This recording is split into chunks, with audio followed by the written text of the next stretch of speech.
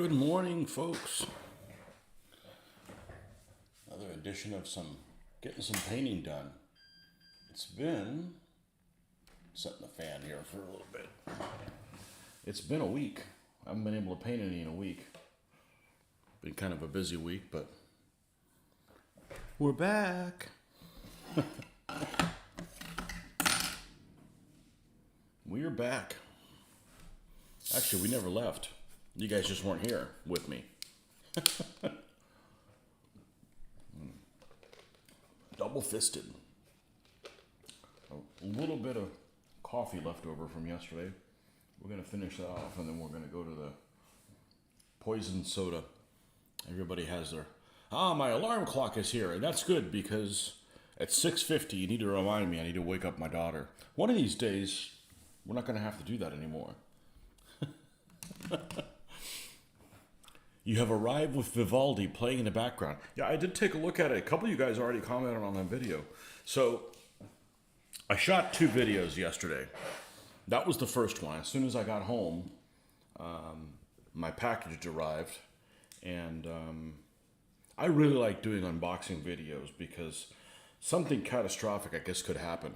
Well, I'm not doing it live, but I could get the wrong order or something like that. But I do like doing them because I'm finding out stuff as soon as you guys are. And it'd been about a month since I'd placed that order, which normally would be way too long. But I did, it did allow me to, it didn't affect where I was painting. Because I hadn't started on the Byzantines yet. But yeah, I was pretty happy with how that turned out. So take a look at that video if you haven't already. Boys are backing down. Merci. Good morning to you. Randy Collins. Man, you're an early riser too. Good for you. Over on let's see, what's that coast called? I call it the original coast. You know, they call the coast of Florida that's over by Tampa. They always called it the Treasure Coast. I don't know why. There's no damn treasure was there. So the Atlantic coast, that's the we'll call it Discovery Coast.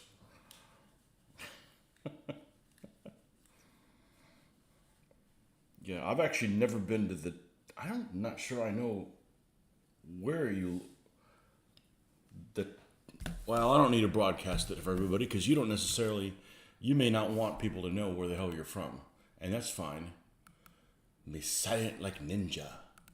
I am a map person, so that's bugging me now. I gotta figure out where the hell that place is that you're from is. I don't believe that I've been there. I've been all around there, but I don't believe I have been there.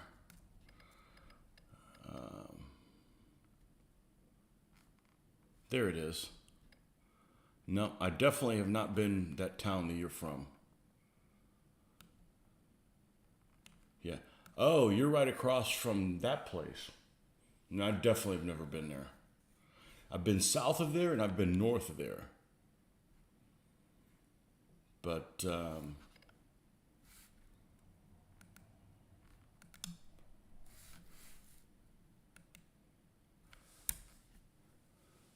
Eddie Carver, welcome.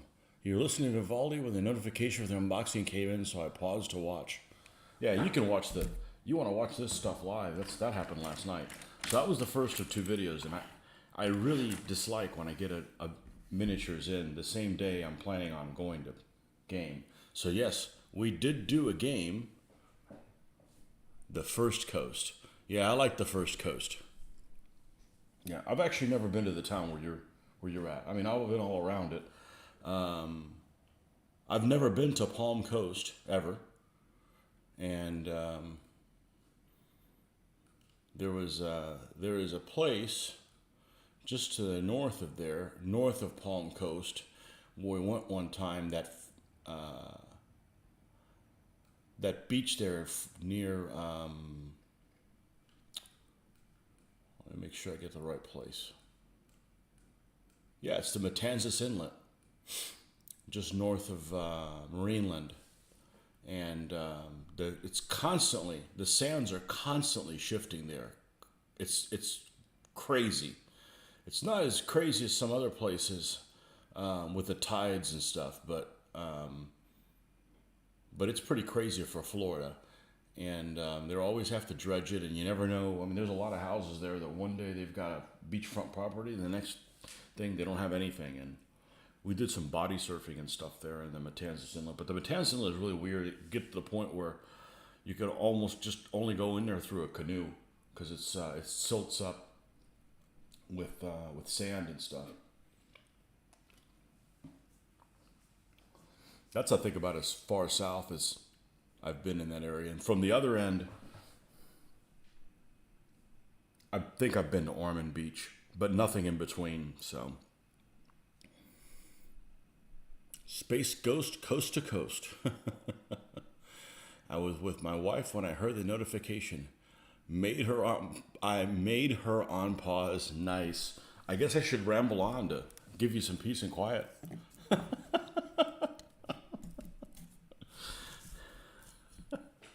Hey, wives are the same the world around, even if they are in France, right? Nah,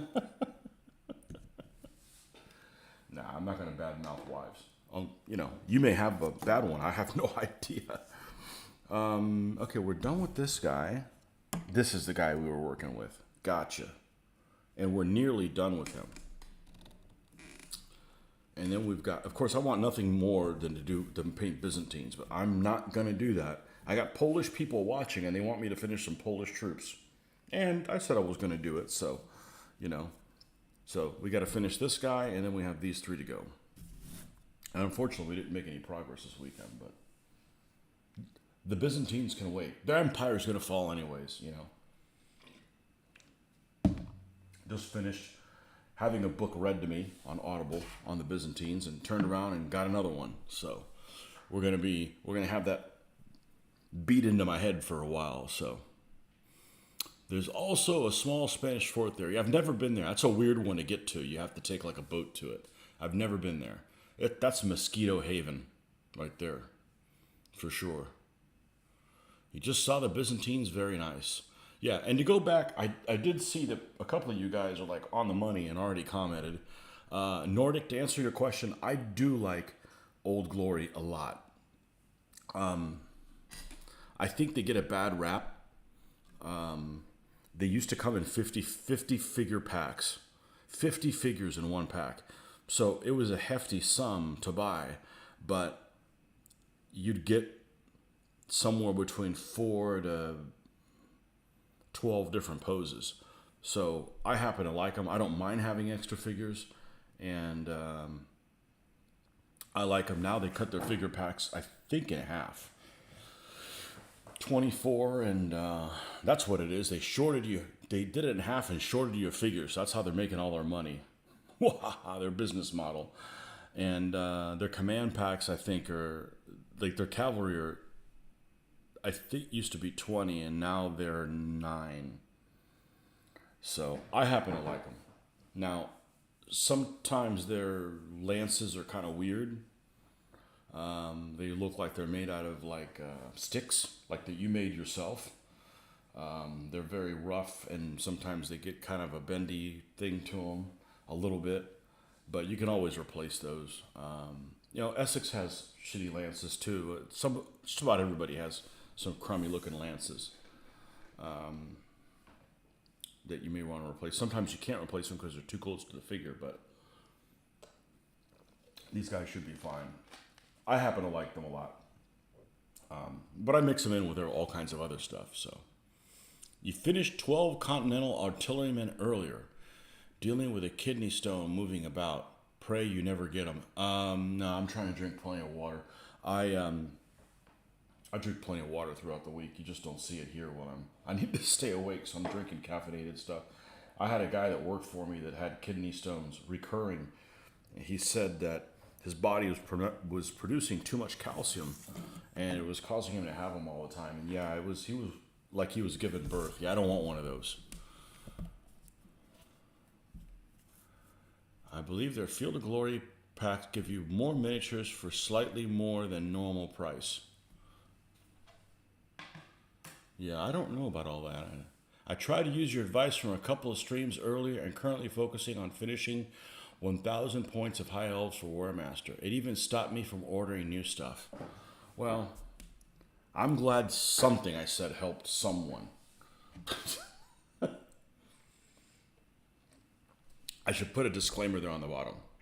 The processes it's got to be really low, and so you can't understand it. You know, just like the stuff on TV. The processes you see on this channel aren't necessarily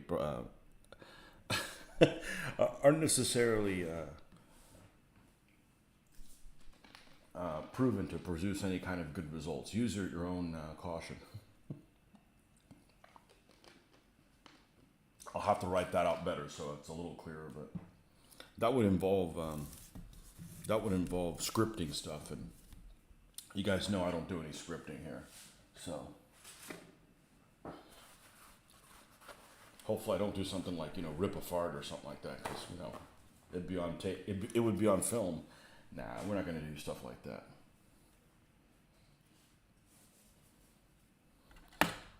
This is the real reality show. So anyways, it was game night last night, and I think you're gonna like, it's already up, but I didn't want to like put it and then you're trying to watch this one. So just after my stream, within an hour, it'll be up, and it's about 4 hours long, and I think you'll like it. And it's just Mitch and I, so it's not tremendously long. Thankfully, it's not the murder, die, pain, but it's annoying nonetheless. Drink at least 2 liters of water a day and avoid dark drinks. Really, the dark drinks do it, huh?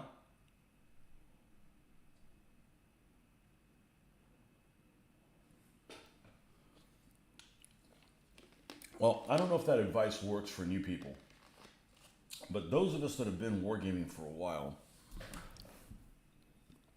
and I've seen horror stories.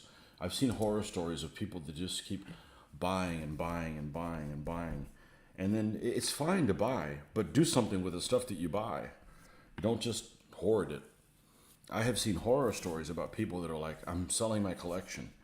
And I'm thinking, okay, so he's got a lot of stuff painted, and it's just thing after thing after thing after thing, unpainted, and you know, and probably the biggest time when I was making that crime was probably in the early 90s. In the early 90s, I was doing 1/35th scale models, and I would get one, and I would encounter something in the process that I had to make a decision. It wasn't that I couldn't put it together. It was that, well, do I want to do this or do I want to do that with it? Well, I don't know, so let me stop, think about that for a little bit, and then, oh, here's another model, and I'd buy it. So I have all these half-completed models. Yes, I did complete models, but maybe 1 out of 5, or maybe even less. And, oh, we got mold here.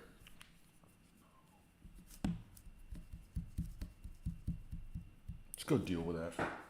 I'm not a mold Nazi.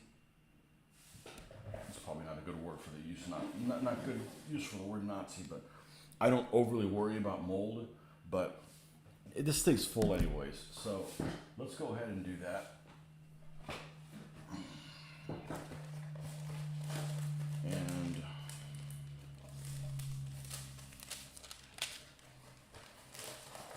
so what we're going to do is, I have a second pad, but I'm not going to use it right now. I'm just going to go real quickly to the bathroom, use some antibacterial soap. We're going to throw this thing away. My modern art. Think this would make it in the Met?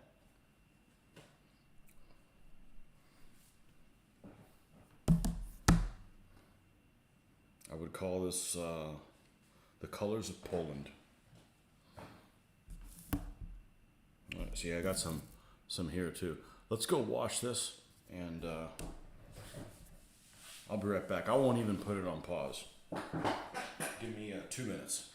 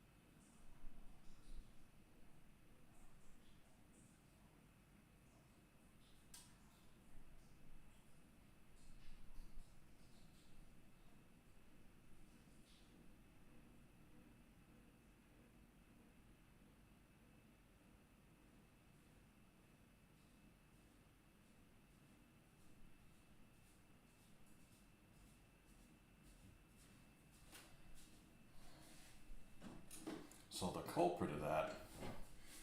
This is the longest I've gone without painting, a week, to the day of not painting, and we have mold, so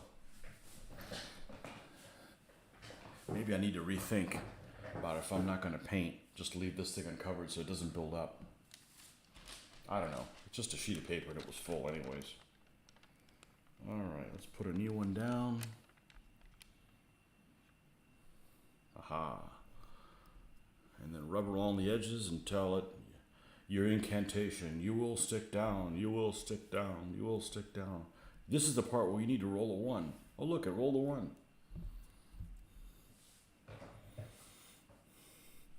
Absolutely, it's a modern art masterpiece. Well, that's not really saying anything, now is it?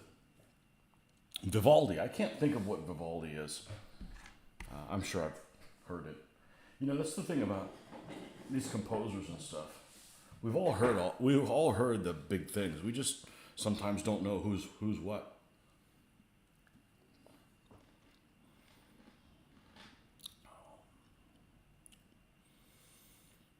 Okay, it's very individual, but my ADHD brain sometimes need assistance to finish stuff. I think we all have some of that ADHD. I think that I think it has to do with multitasking. Too many people want you to multitask all the time for everything. And it drives me freaking nuts because I don't know if I'm a perfectionist, but it feels good to do things right. And if you don't do things right, it feels shitty. Did I break that down to you basically enough? It feels shitty to do something wrong. And, you know, you can't do everything all the time. Something's going to get left in the mix. And that's the thing. A lot of people can't admit that they don't multitask well. Or they don't. I do. I admit, I do not multitask well. Probably the thing I multitask the best is paint these stupid things and talk to you guys. Or my monologue anyways. Or, you know, if you were here, if a person was here, I can have a conversation and talk to them. But that's just years of practice. But other stuff, I'll be honest with you, I suck at it. I can't stand being in my office, having a conversation with someone, and a new person comes in and they want to take things in a different direction. I'll lose track. And I've never done drugs before. So, that's not my idea of a good time. Do you wet the paper before placing it on the foam? No, absolutely not. Vivaldi's a Baroque composer. I know, and he's Italian. Yeah, he does something of spring or something like that. I don't know. I can't remember who it is. We all know who that guy is. I enjoy his violin concertos. Violin music is very enjoyable to me. As opposed to a fiddle, right? Violin as opposed to a fiddle. My dad used to like classical music a lot. I didn't take after him. I can't say I'm a fan. That doesn't mean I hate it. It just, I don't know. It's just not my thing. Not my thing. But music is extremely subjective. Jeez, man. Where's that caffeine? Caffeine, kick in. All right, we're going to do some hoofs here.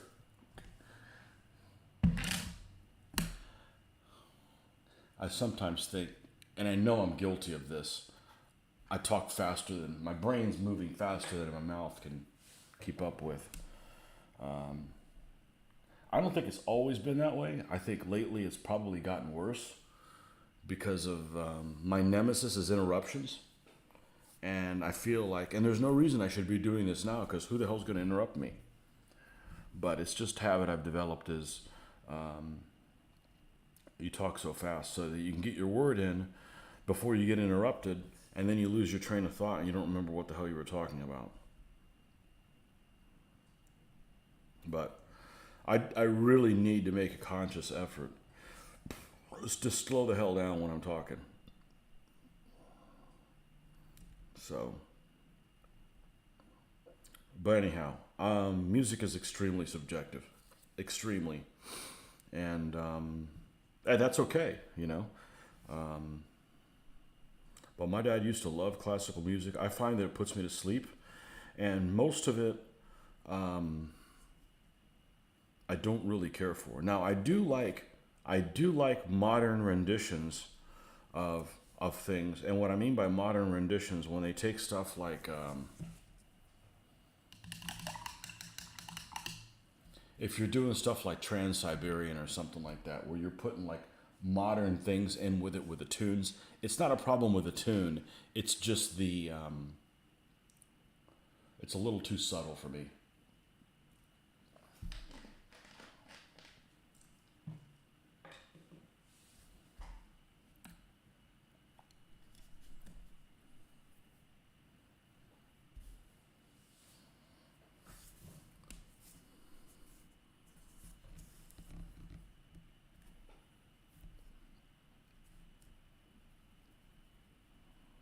But yeah, it's extremely. I can honestly say I dislike most music, and that's just not me trying to be difficult. That's just saying that most music that I hear I don't care for, especially if it's used in a TikTok video. I mean, do they pick like the worst shit? And I don't have a TikTok account or anything, but stuff gets sent to me, or I see something posted on a reel and it's a link to a TikTok video, and it's just like, man, do you guys use like the most annoying shit ever? So,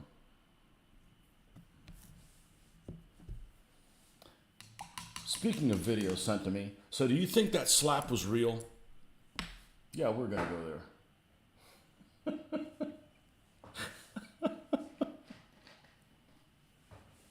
Holly Weird.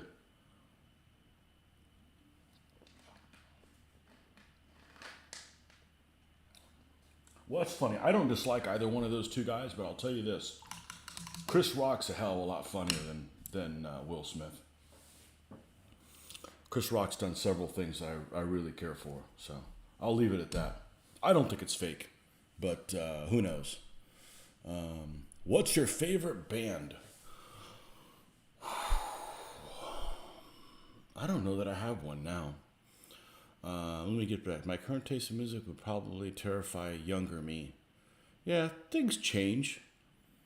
Things change. I think you may always like what you always did, but it's not as important as other stuff. My favorite band.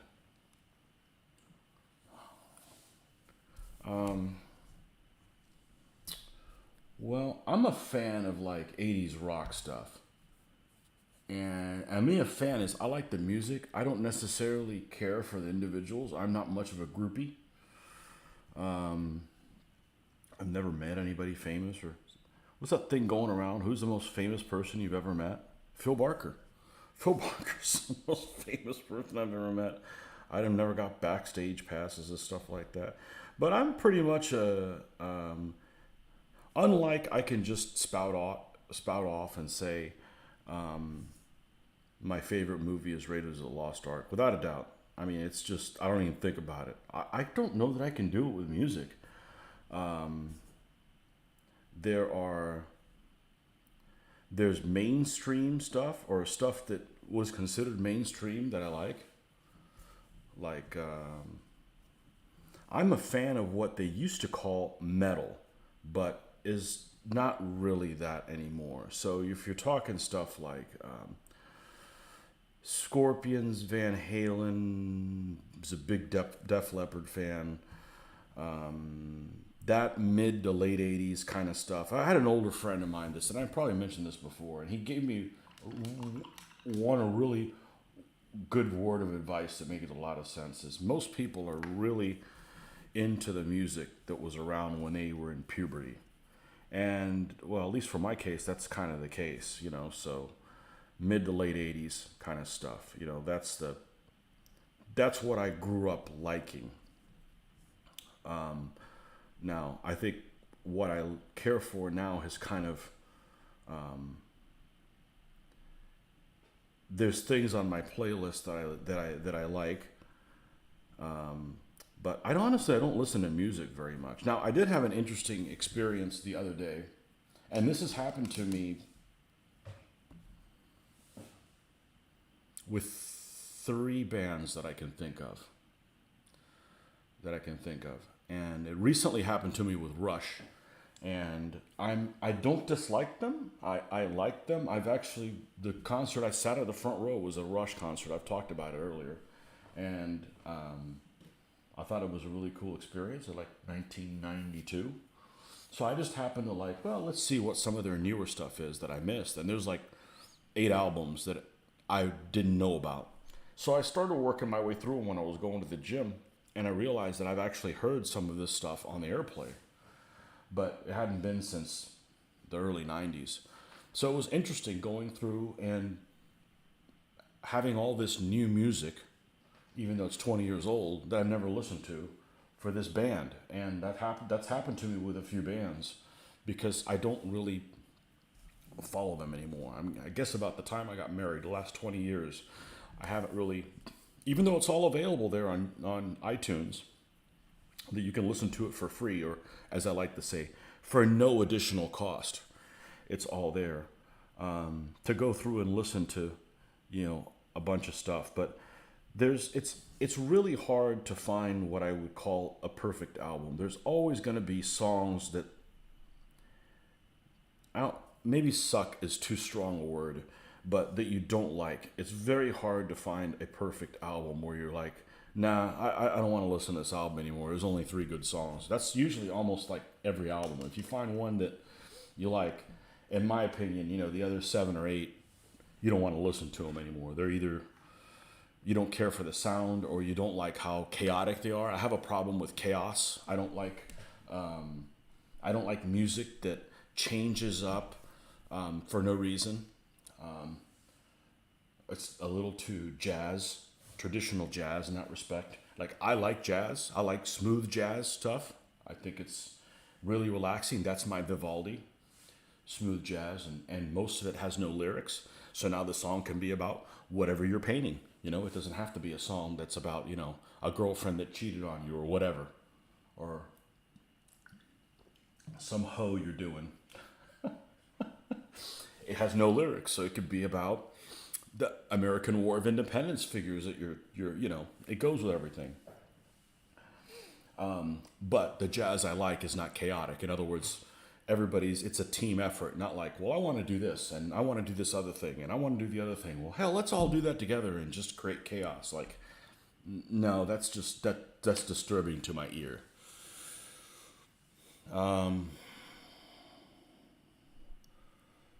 Ever heard of the band Two Cellos? They play rock music on their cello. I think I have.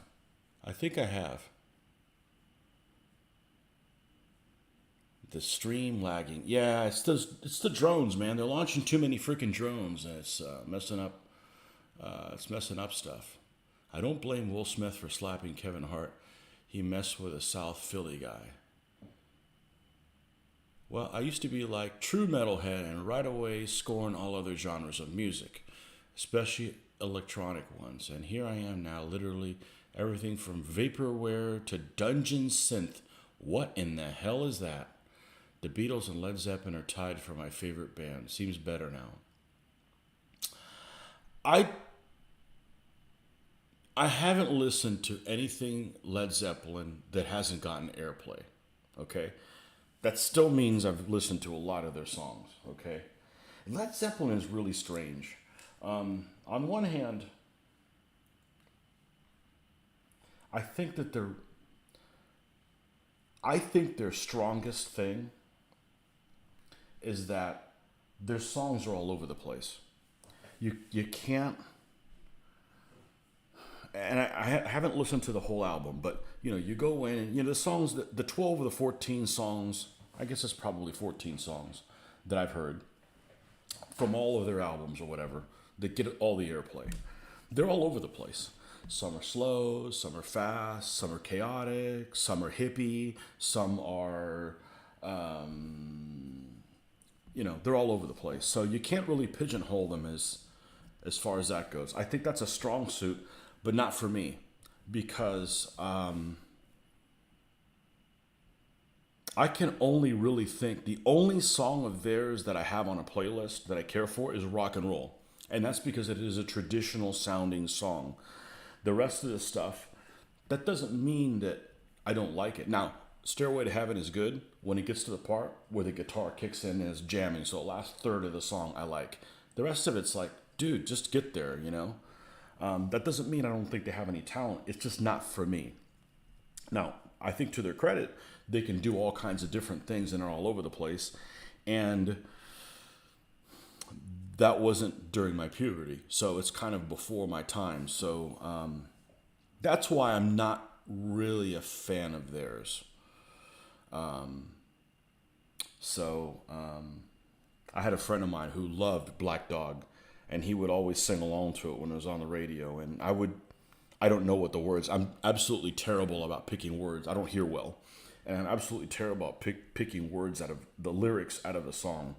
So, you know, I'd make up my own words as I sang along, you know. So that, of course, was funny. Speaking of making your own words while you sing along, AC/DC is wonderful for that because, you know, I don't know what the F he's saying most of the time. I think that's probably part of the point. But Beatles. Now, the Beatles thing is, I really, you know, other than the stuff that gets airplay, I really didn't listen to them because they're just before my time. But I did like their early stuff. And I listened to a fair amount of it before we went on our last cruise because they had a Beatles cover band. And I really enjoyed listening to the Beatles cover band because I had pre-listened a little more than normal to their stuff. So, you know, anyhow, listen to classic rock, heavy metal now, power metal, symphonic metal, classical music, Renaissance pagan, Renaissance pagan folk music as well. I have a problem with that F word, folk. It turns me off. I'm sure there's some folk music that I would like, but man, that's like a bad word to me. Listen to Tangerine by Led Zeppelin. Really underrated song. That's the other thing about Led Zeppelin is Led Zeppelin, when they got airplay, they did a really shitty job of telling you what the name of the song was. So I knew 14 of them, but I couldn't tell you this one's called this one's Passage to Bangkok, or Passage to Bangkok might even be a Rush song. Anyways, it just tells you that they have a song that's like that. I don't know what the titles are because, you know, that was pre-iTunes, so you couldn't just go and look things up. So if they didn't describe what it was, and I can't make out the lyrics, what the hell the song's about, you know. But, you know, I used to listen exclusively to a rock station. Now we don't have one because rock music doesn't exist anymore. Who and the Rolling Stones. Okay, Vaporware, very nice genre, basically based on mall music and purposefully sounding very 80s and 90s. Stairway to Heaven live from 73's epic version. Page has like a 4-minute guitar solo.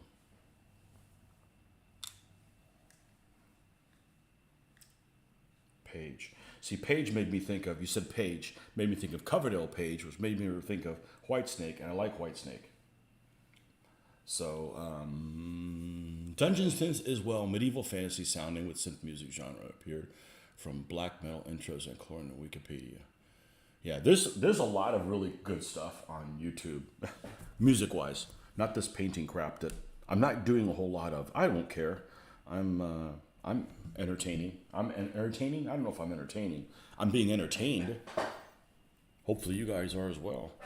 Oh, you shouldn't be here. Now, there's a lot of really cool stuff. There's some people you never heard of that are extremely talented with music. I am not one of those people. I am not a music talented person by any stretch of the imagination. What's that stuff that folk metal that I mentioned the other day, that there's some amazing stuff in that. Just some amazing stuff. I don't like it when, and I am a fan of, I would say I am a fan of metal, but I am not a fan of when it gets too, you know, I don't, it gets too like a broken record type thing. That's why I'm not a fan of Metallica. I don't like his vocals, and too much of their stuff is like that. I can't think of one Metallica song I like. It's not melodic enough. Again, it's totally subjective.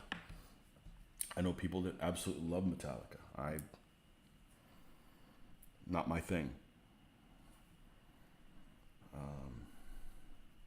Anyhow, there's some great stuff that has no lyrics, and it's on YouTube. And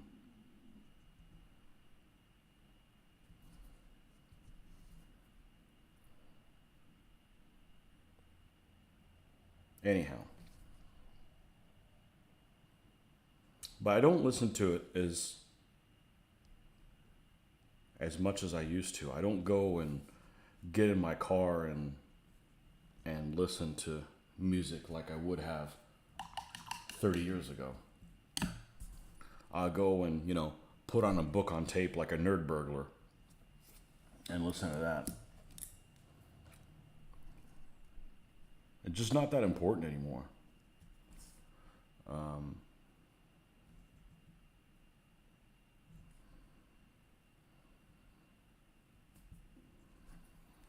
Yeah, but my dad did like classical music. I never picked that up from him. This puts me to sleep. And I don't mean that in a good way. Okay, we need to start getting, speaking of metal, we need a metal corner. So later on this year,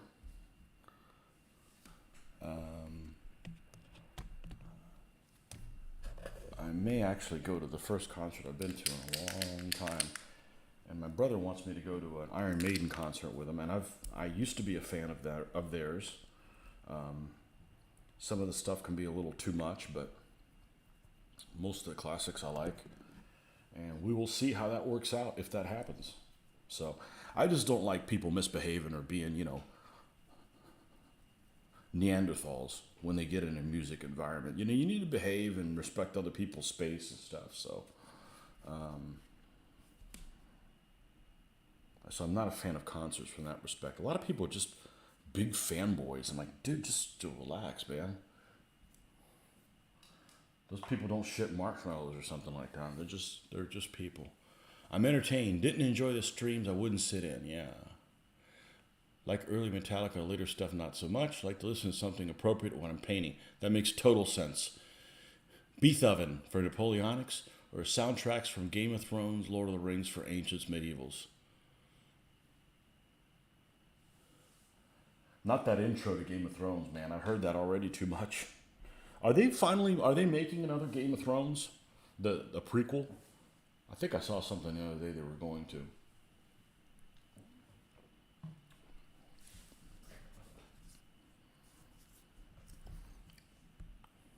Game of Thrones. Have to get HBO again then for that. I'm not dealing with people telling me about an episode before I get to see it. Did anyone like the last season of Game of Thrones? I don't know anyone who did.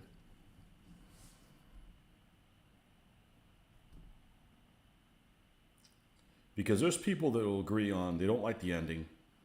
They don't like how it ended. But everything everybody agrees on is they just rushed it. That was the biggest problem with it. Regardless of what happens to whatever character, and you may or may not agree with it, it was totally rushed. Like the story is it's so excruciatingly slow to see, how this bitch travels all the way across the freaking world, and then it takes for freaking forever for her to get there. And once she's there, it's like snip snap and it's over and she's dead. And what the heck, what,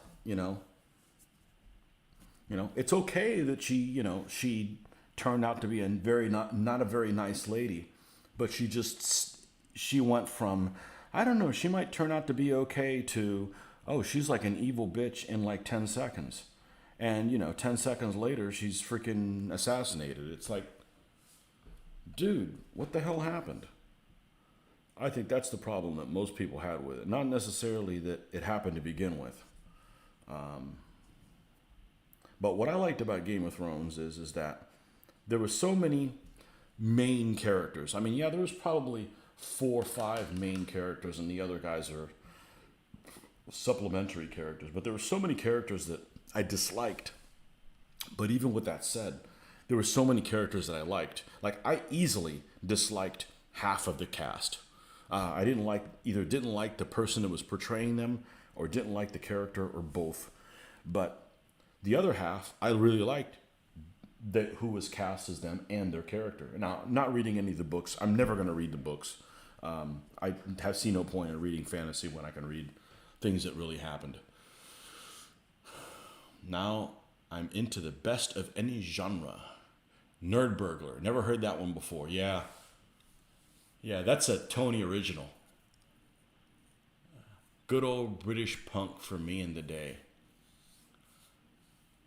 Oi! Some of that stuff I like. I have to go back and see what fits into what category.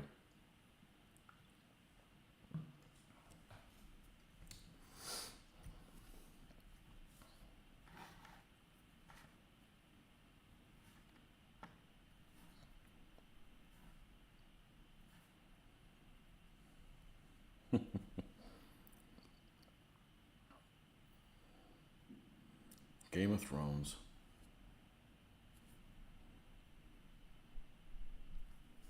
I don't know anybody who. I know more people. Do I? I better be careful. I'm walking on thin ice here.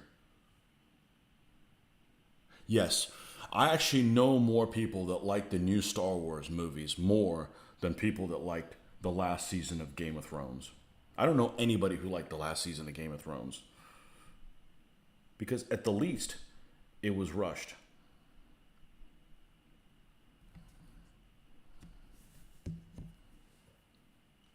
But I think that's part of the appeal. There were so many characters, so the appeal, there was just most of them. I just absolutely didn't want to. I didn't care what was happening to any of them.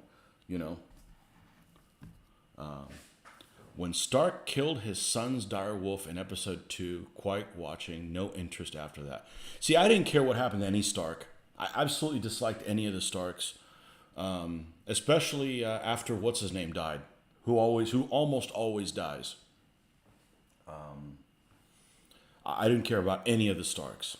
Jon Snow, I wouldn't follow him to a latrine. He had zero charisma. And you couldn't understand what he said most of the time. And he didn't know nothing. I toss him. You're a big Tolkien fan, okay? Yeah, it was totally rushed. I didn't like the ending. But the worst part about it was rushed. Absolutely was the worst part. It was rushed. Yeah, I didn't give a shit about any of the Starks. None.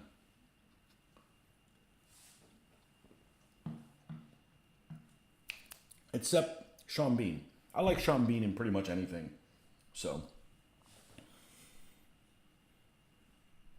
I'd rather read one of the Tolkien books over watching or reading a Game of Thrones. What about the Tolkien movies? Do you think they're a good rendition? I've seen the Lord of the Rings trilogy once. I was waiting to see The Hobbit with my daughter, but my daughter did not want to see the third Lord of the Rings movie. She's like, Daddy, it's too long. I don't want to see it anymore. And I'm like, okay, I'm not going to torture you. And I've never seen The Hobbit. So what do you think about those movies as opposed to the books? I'm just not going to read the books because I could be reading about real things that are even more interesting than a fantasy thing. And they supposedly happened. Okay, so we did the gloves and the helmet. Did we do Nolan oil?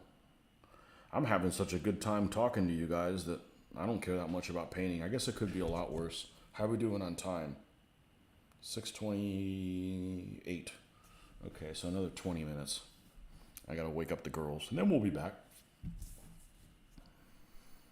I don't know why I gotta wake them up. They got freaking alarm clocks. Oh, did I say that too loud? So come up and beat me? No. But it is a good question. I'm gonna bring that up today. I'm gonna call my agent about that. I'd rather knock myself out than ever watch the god-awful last Star Wars trilogy. Yeah. You know, joke's on Disney, though. The joke's on Disney. You know why the joke is on Disney? They made such a big to-do about this Disney hotel they were going to make that was a Star Wars hotel. And then they based it on the new Star Wars. Joke's on them. There's lots of people that aren't going to go to it. I mean, there might be a lot of people that do go to it, but all of us old school Star Wars stuff, we don't give a shit about that new stuff. Because it's even make-believe stuff on top of make-believe stuff. It's the new series. It's the new crap. And none of us like that.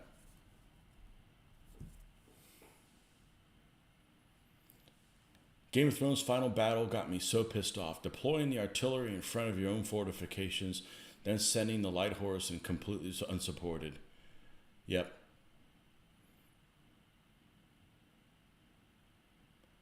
Episode 8 was not that bad as a movie. I don't know, wrecked the whole Star Wars series, though. Okay, let's see. 1, 2. The middle one? I don't remember shit about the middle one. The trilogy was so bad it made me like Rogue One. And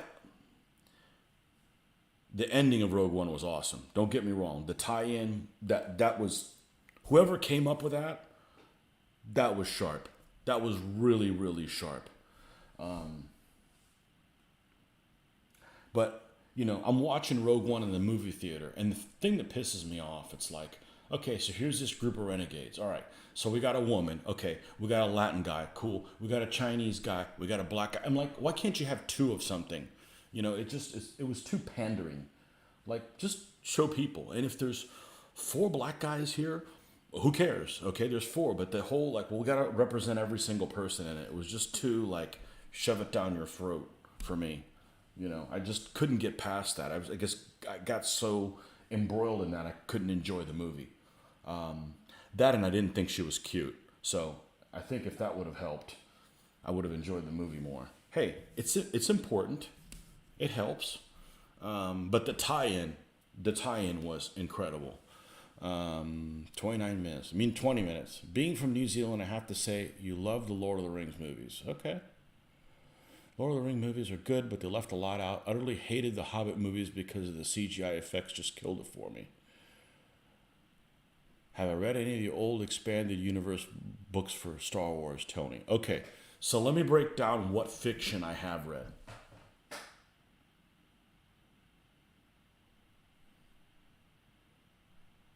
I've read some of the Tom Clancy stuff. I have read Team Yankee back in the day. I've read so little that's why I could just name off the things that I've read. I have read this book. This is an excellent book I'm going to recommend. And as soon as I find it, is it this one? Okay, I'm going to cover up part of the thing because I don't want to get in trouble on the internet because I'm not promoting those dickheads. It's a Nazi book, and we know what we're covering up. I don't want to get people in trouble in other countries. The Berkut. This is a pretty thick book for me, and I actually read it. This is an awesome book, and I can say if they made a movie out of it, it would be great. But no, because they would ruin it. This is a great book by Joseph Haywood, and it's not available on Audible. Otherwise, I'd read it again. Basically, the premise of this book is Hitler escapes with a body double, and there is a team of Russians that's trying to track him down. So it's kind of like a thriller. So it's really cool. It's really, really cool.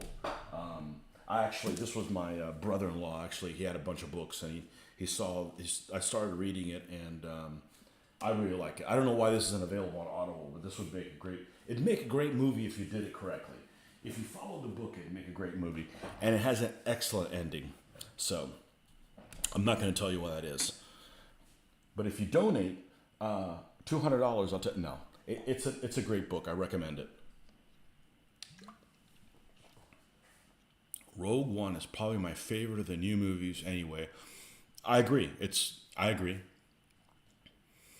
Like the first two films, the last Star Wars trilogy, the final one was terrible. CGI was at least how its problems. Rogue One is excellent. Felicity Jones is one of the you. Felicity Jones is one of the you. I don't know. If she was cute, I would have enjoyed it more. She didn't do anything for me. She actually reminded me of a neighbor that I don't care for, so that didn't help.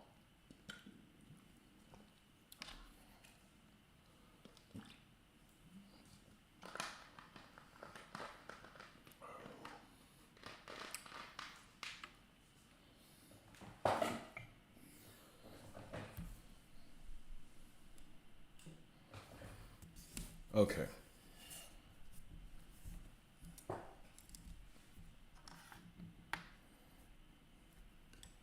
What else? So no, I haven't read any of the expanded Star Wars stuff. I like it because I grew up with it. I'm not a really big Star Wars fan. No, I'm a Star Wars fan. I'm just not a really big one. And I've got Star Wars games. Well, like video games and stuff like that. But, I had some of the toys growing up. Some, because I didn't have the coolest of parents, so I didn't have all that stuff. But can I say it's the only science fiction I like? It may be the only science fiction I like. It's a medieval kind of story. So,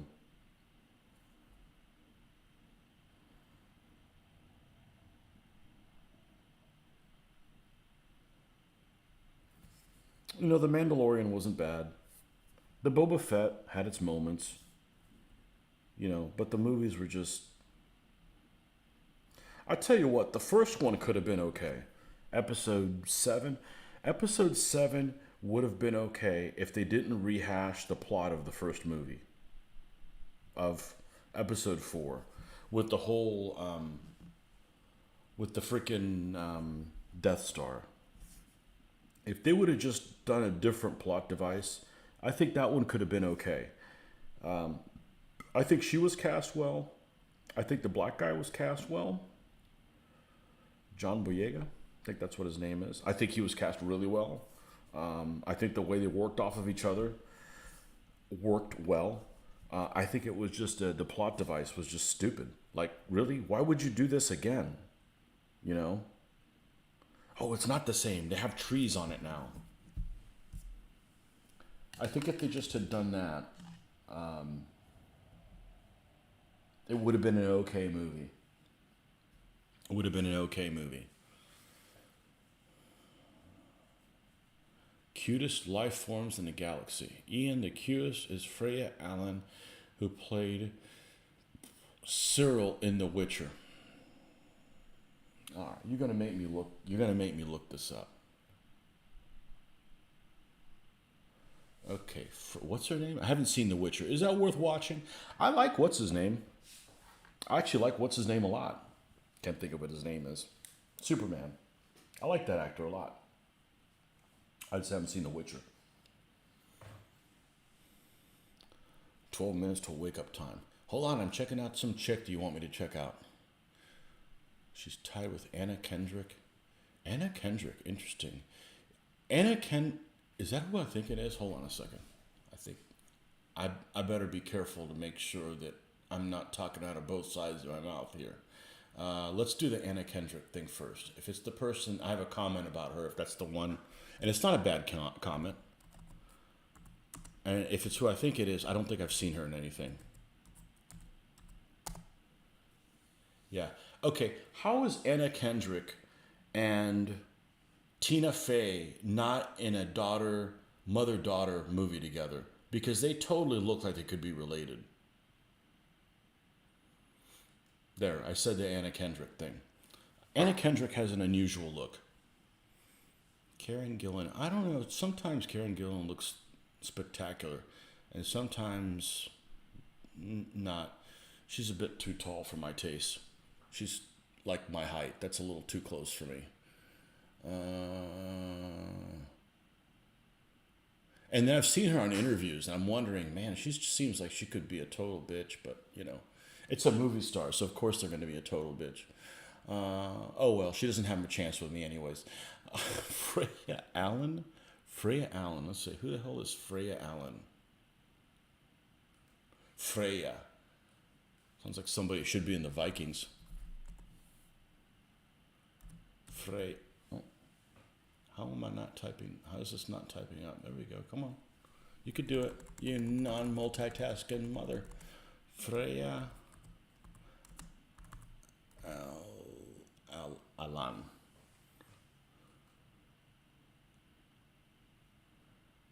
Images.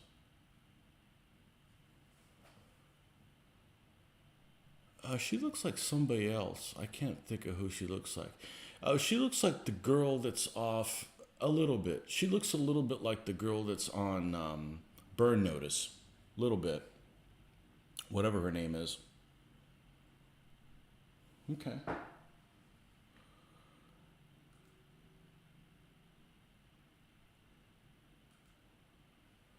The actor who played Poe X-Wing pilot was horrible, and the dude who played Kylo Ren was atrocious. I can't stand either. I don't like the guy that played Kylo Ren. He's, you know, he might be a good actor. He's just, yeah, he doesn't do it for me. I remember seeing first Star Wars 77, the opening scene, that ship came from overhead. Never seen anything like it before. You know, if you look at what movies looked like in 77, which was garbage, the first Star Wars was incredible. It was absolutely incredible compared to what was around back then. It's worth watching. I haven't played the games, and I liked it. Henry Cavill is one of my favorite modern actors. I like Henry Cavill, too. I do. And I can't put my finger on why I like him, but I do. True enough about Karen. Yeah, I've watched her on interviews, and she's like, she needs to be on medication. She's just like too, like, I don't know. I don't like people that are fake. But she looks extremely attractive sometimes.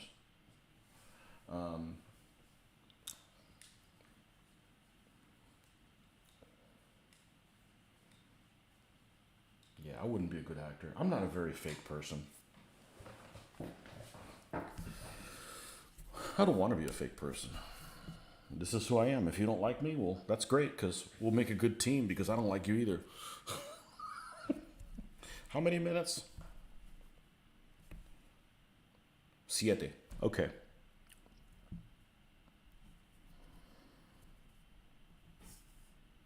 Yeah. My wife is a terrible movie watcher. I'm pretty good, as long as it's not a Hallmark movie, you know, where everything just ends perfectly.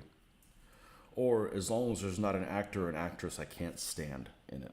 Which, there's not a huge list of them. But, so I'm actually not bad.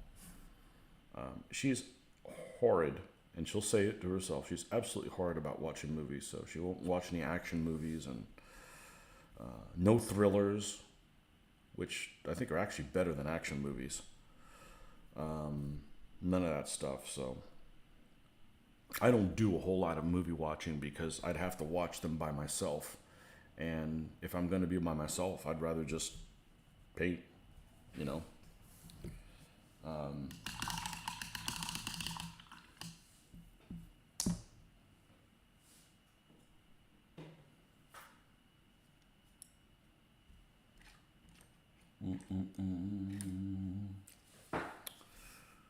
All right. What am I doing with this brush? Okay, we're going to, let's get some brown here, because I don't want it to be totally black hair. Let's get chocolate brown. Is that what it is? Chocolate brown, yes. He's a miniature pager, by the way, Henry Cavill. I heard that he was in the role-playing games or something like that. When do you plan another painting video? Like after this one? Tomorrow morning I should be on. Just saw Last Duel and that guy just annoyed me throughout the whole movie. You mean he was worse than who's in it that I is it Matt Damon? Matt Damon is just like boring. Oh well, he didn't ruin Ford versus Ferrari. I think Matt Damon's the one that's in that as the other person. I don't know why they don't use actors that nobody knows. It just use guys you don't see, and then you don't have this, oh, it's the guy from so and so, Um, 6, yeah, exactly 6. You got it. You're on it.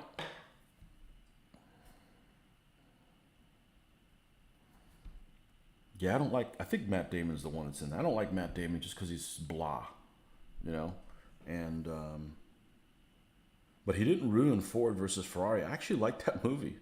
Believe it or not. I thought it was a pretty cool movie. It also helps when you have a kind of a bad expectation of it, and it's like, well, it wasn't half bad, and then it kind of makes you think the movie was better than it really was. But I enjoyed it. I enjoy it. While I don't like Hallmark movies, I do fancy Lacey Chabert, who is in like all of them. Oh man, now I gotta. That sounds like a porn actress. Lacey Chabert. It's the Lacey part. Okay, we gotta look that up. Let's just looking up girls show. Lacey Chabert. Lacey Chabert Hallmark. Now let's just find out who this. Oh really? Yeah, I've seen her before. Not because I've watched a single Hallmark movie. Yeah, she didn't do anything for me.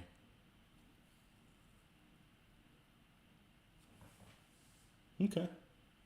Cool. Hey, whatever works for you.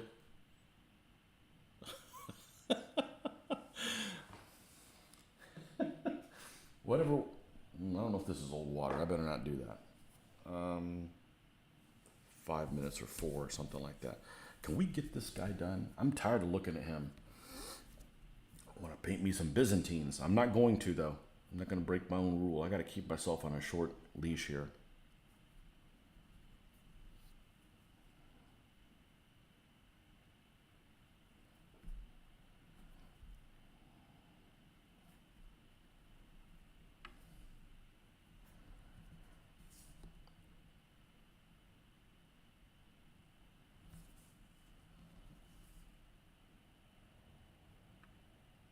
There's just so many things to watch. You start watching a movie and it starts going sideways. Like, man, this isn't that good. I just drop it. There's just too many things to watch to be have your time wasted by things that are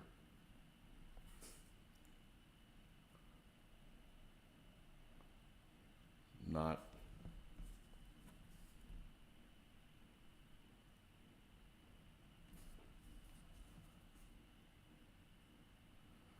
Oh, I think I put it at the speed of 3, and I think 3 is the speed of. Bark, bark, bark. I don't know if you guys could even hear that, and I don't have good hearing, but it's like when we get up, we'll change it to 4, more power.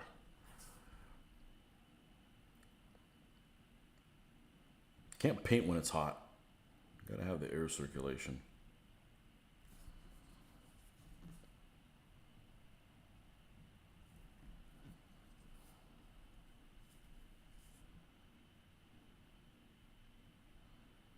Yeah, my wife loves those Hallmark movies. I can't stand them because they all have a happy ending. Not that they're necessarily romantic things. They're okay. I can handle watching that kind of stuff.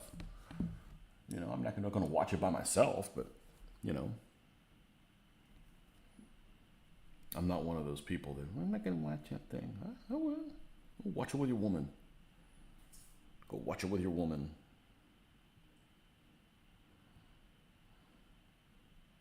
But they all have the same ending.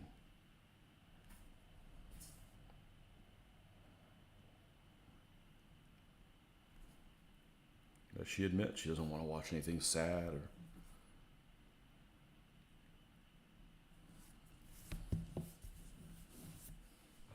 right, we gotta stop. I'm gonna end up telling somebody. You get your wife's name out of your mouth.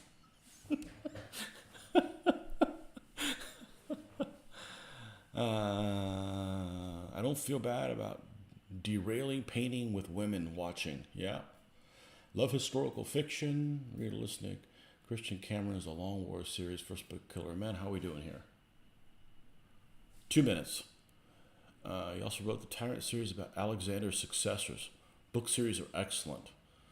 Are they historical fiction? Because Alexander's successors is one hell of a good topic there. Christian Cameron's A Long War.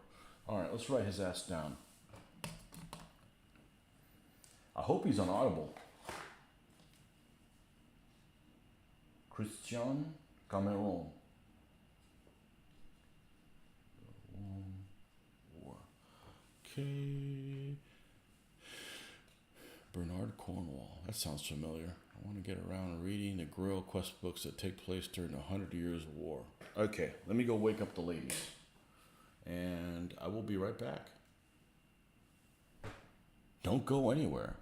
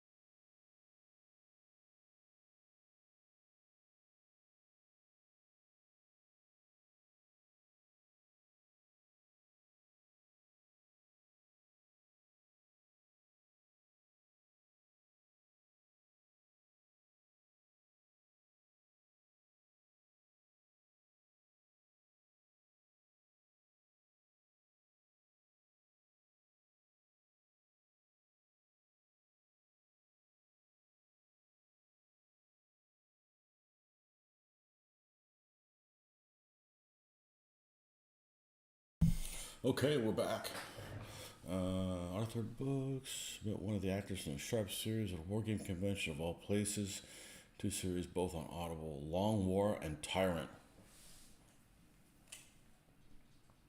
Well, I might have to go and do Tyrant. Excellent. Thank you for that. We'll check it out. I got tons of credits, so met the actor. Maybe we'll start. I got to do something I haven't done in a long time today, also known as mowing the lawn. And maybe I'll listen to that while I do that.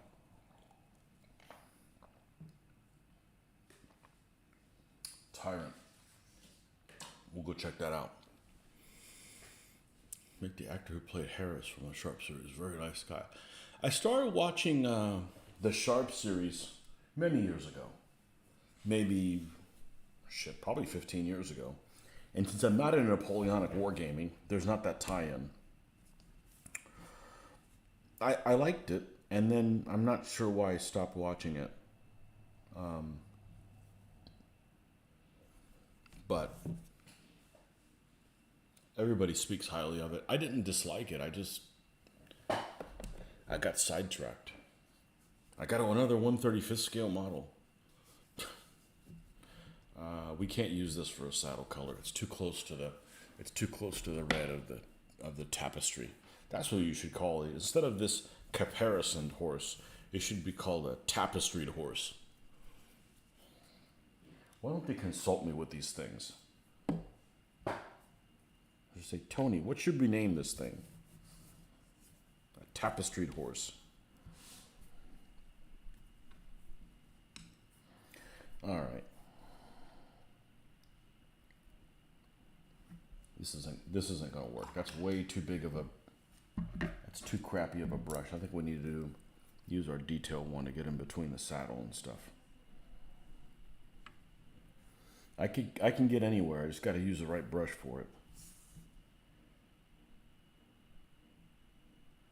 Or make sure you don't use the wrong brush.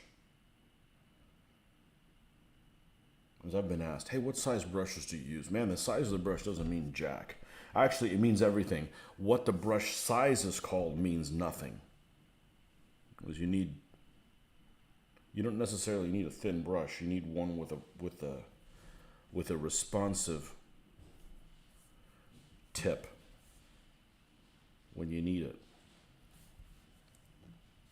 Okay, there's a little bit of the saddle poking out from underneath here.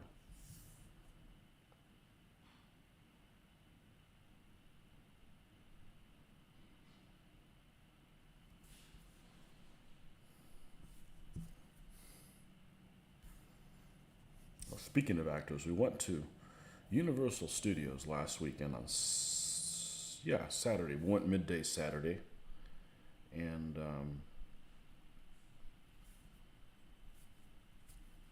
that's why there was no filming on Sunday. And we're on one of the attractions there, and I'm listening to this character's voice. It's kind of this animated CGI type thing in it. And I'm like, that's got to be Jeremy Irons. And sure enough, I looked it up, and that's exactly who it was. Because he has a very unique voice. I mean, there's some people you can just pick out of nowhere. It's just like nobody sounds like them. And I'm like, sure enough, that's the credit. He plays the bad guy in the Atlantis show. You know, kind of a cheesy show, but I picked out his voice. I'm like, yep, can't disguise that one. And that guy's all over the place. He's been in good movies, and he's been in shit movies. So when I made the comment, I said, I can't believe that Kendrick and Tina Fey haven't been in a movie together as father and daughter. No, as mother and daughter. There's three actors that I swear are related to each other, and Jeremy Irons is one of the triad. And it's Jeremy Irons, Hank Azaria, and Christopher Lloyd. All three of those guys look like they could be somehow cousins or something related to each other. Maybe it's just me, but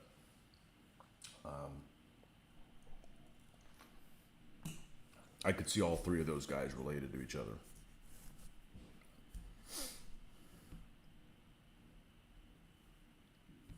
Not that I do a whole lot of actor following. I actually don't do any actor following. You just, you watch a movie and you see people, then you can't help but, put two and two together. All right. Da-da-da-da-da. We're likely to have some rain today. Well, the pain pills kicked in. I'm going to try to get some rest. Catch you all later. Okay. Be well. Thanks for the alarm clock. Flavor Flav. TikTok.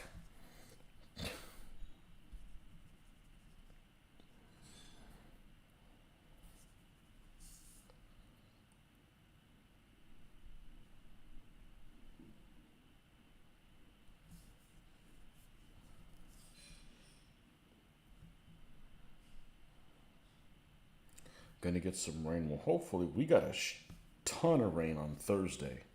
Thursday or Wednesday. One of the days was just like a deluge. I think it was Wednesday, actually. It was a tremendous amount of rainfall. So hopefully that's dried out.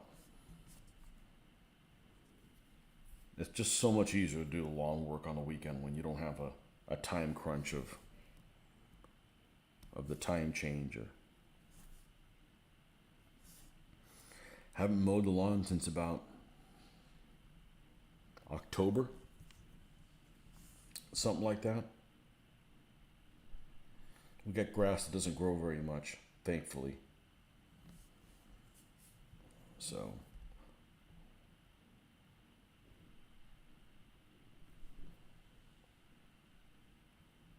and I'd be out there at 5 a.m. if I could, although it's cooler, but I think 9 is when you can do that. I'm not, it says it's 58.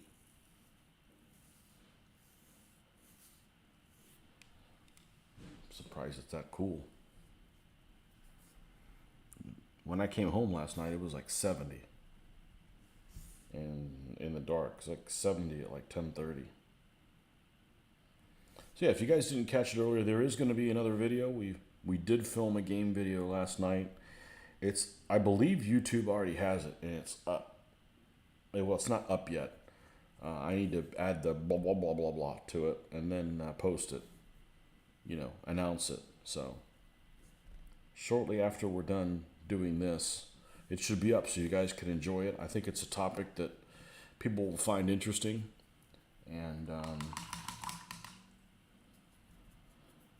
yeah, check it out. And if you don't like it, don't tell me about it.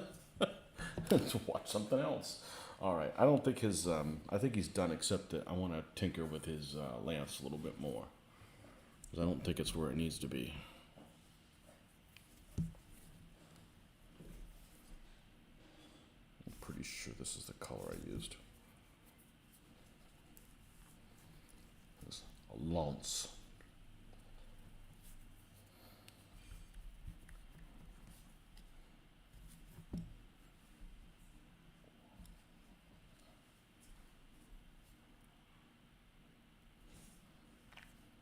If not, it's pretty close.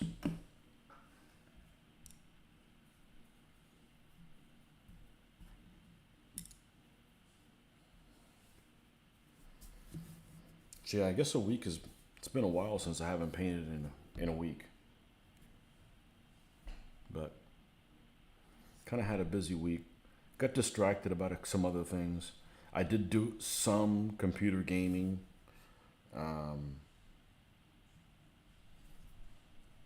That probably took away some of my painting I could have done.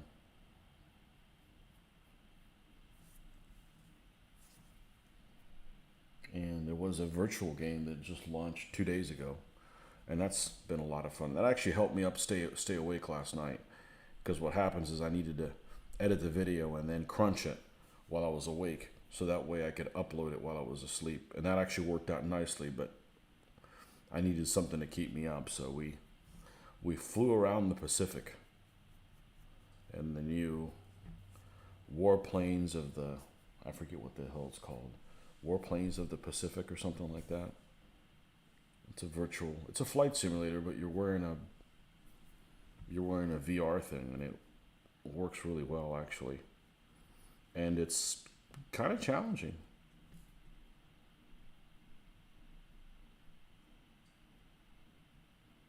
A sequel to the World War One version of the game. It just launched 2 days ago. So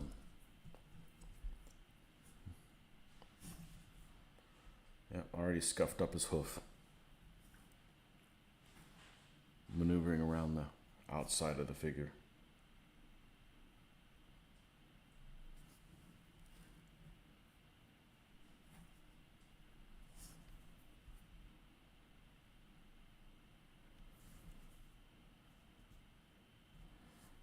Okay, I don't remember what I've done with Nuln Oil with this guy.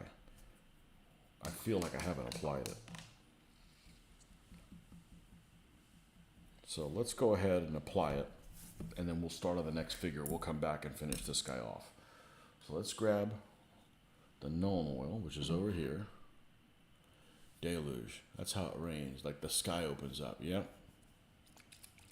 Yeah, it was crazy this week.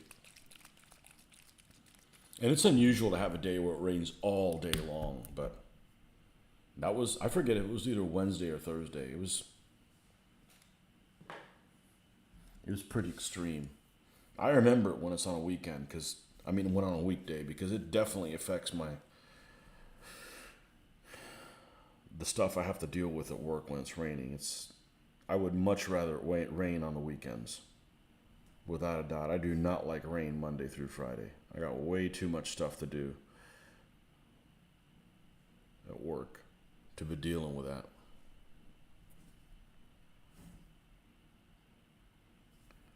Yeah, it was bad this week. That day, just that day.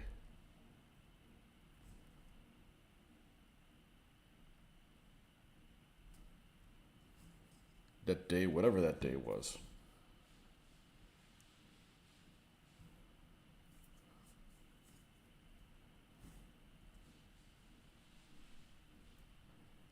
And we'll come back to this guy.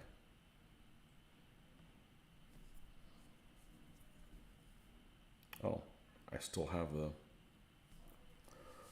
the stirrups to do. Haha.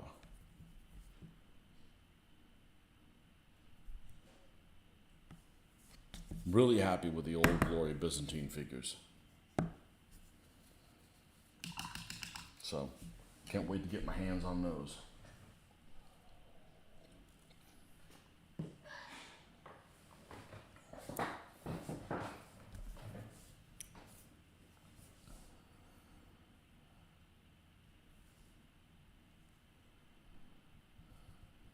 Alright. Where is my stirrup color I like to use? One of these buffs or Iraqi sands or something like that. 8 viewers. The silent majority. Welcome.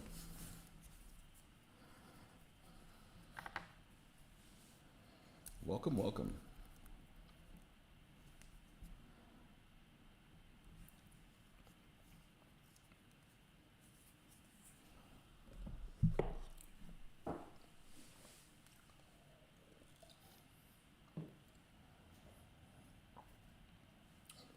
Yeah, you can check out these videos, and I'm going to check out Tyrant.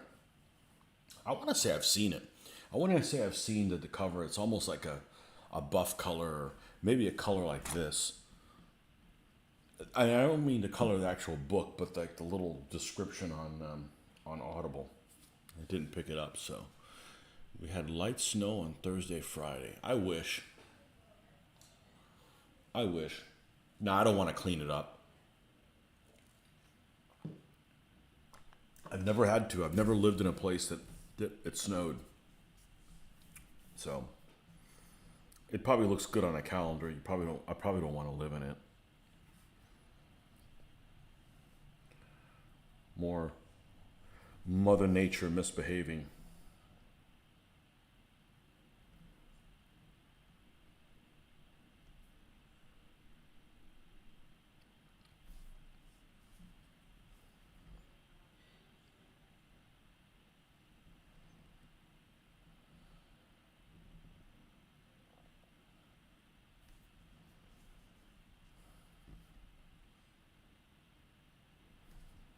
heating costs really are never a concern for me here.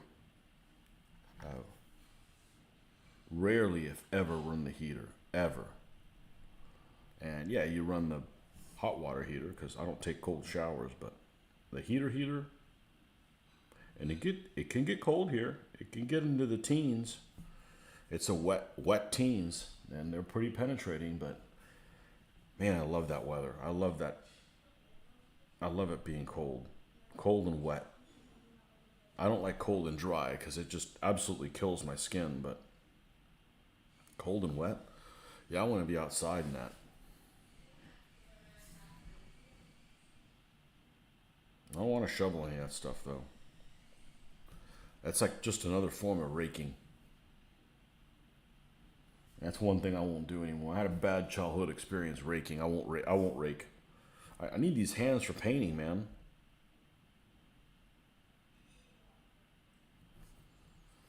We don't really have much of a raking issue here at the house. We've got some big trees across the street that like to blow over here, but I'm not raking them up.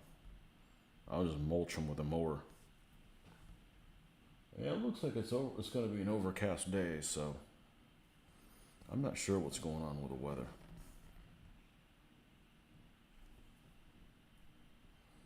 Well, if we can't mow today, we'll mow tomorrow. It's not like it's super high. I just want to go ahead and get that over with. I hadn't mowed since October. I think it's October. It was before Halloween for sure. Let's see. What happens if I click on this? Here we go. Gainesville, Florida. See full forecast. Come on. Oh, the internet is misbehaving.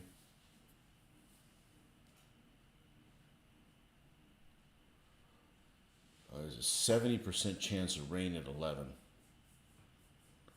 We may not be able to mow today. Okay. Well, we're not mowing on Monday. We're supposed to game on Monday. I don't know what the hell we're gaming, but we're supposed to do some of that. Let's close this up.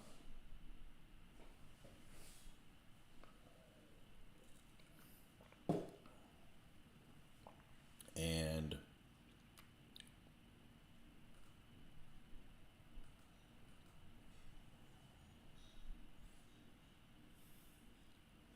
no, I didn't want to click on that. Getting back to my screen.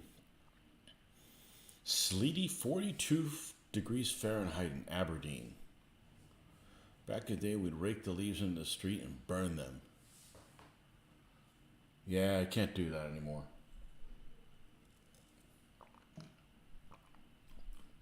103 bags. That's how many bags of leaves. We had this big oak tree in the back of our house, the house I grew up in. And it was 103 bags. I ain't mowing again. I'm not mowing again. Not mowing again. I'm not raking again. Nope, not gonna do it. Somebody else can do it, or it doesn't get done.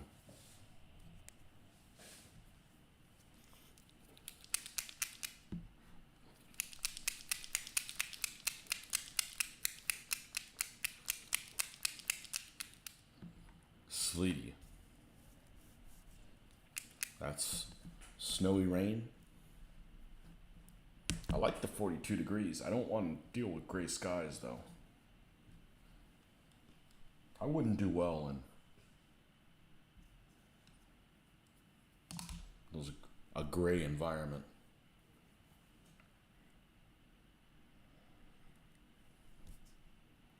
Okay, this is the next level up from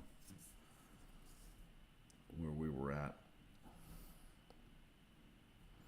Let's just touch a few of these things up, and then we should be done with this fellow.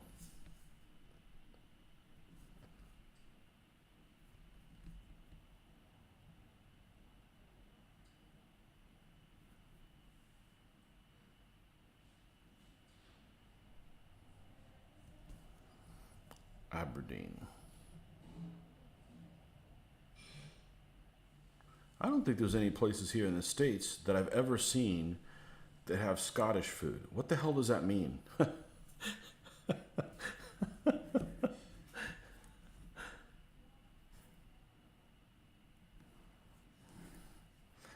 had a friend of mine that always said Scottish food was created on a dare. I don't know. I've just seen what gets passed off as Scottish food, and I don't want any of that. I'm sure they got stuff that's just fine.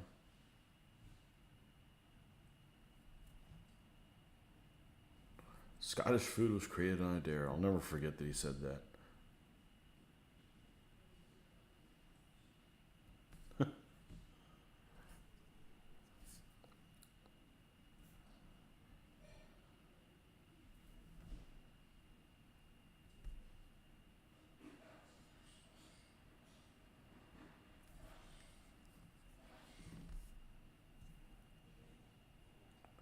Somebody I think was telling me that a lot of Scottish food is fish, some fish stuff. Fish stuff's great, as long as it's not fish heads. But that's that's not that part of the world that does that.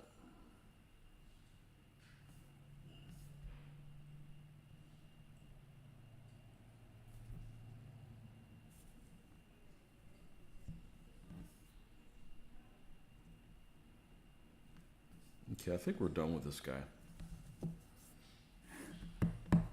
3 left to go. Now we got to search for what's the main color of this next guy. When in doubt, make them red. Red was the prominent color for the poles. So the book saith.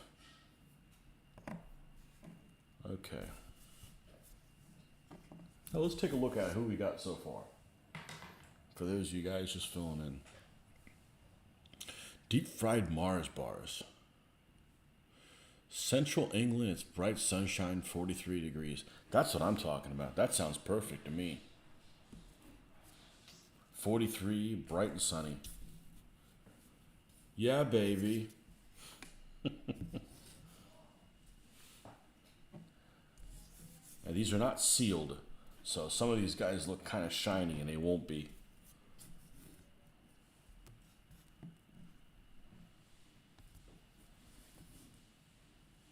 Part of me wishes they were based individually like this. Then we'd have to play something else, so.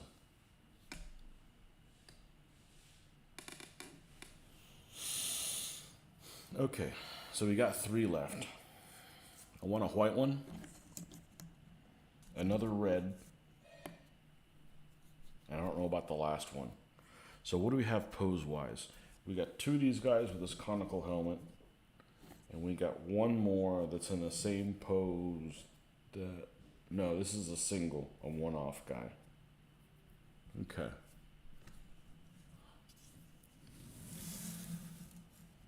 Deep fried Mars bars. Sounds like something they would have in this Alabama or something. Fish and porridge oats. Is that like shrimp and grits equivalent? Porridge oats. That sounds like grits. Well, if it is, I like it. I like grits. Yummy.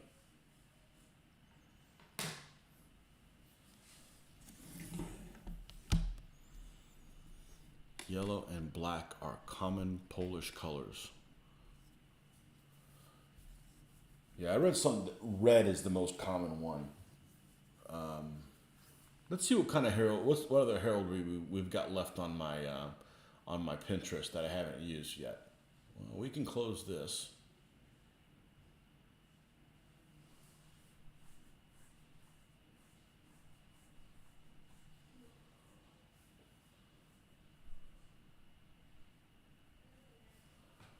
Okay.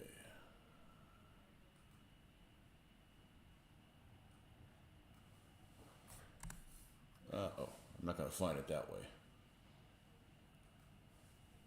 Pinterest.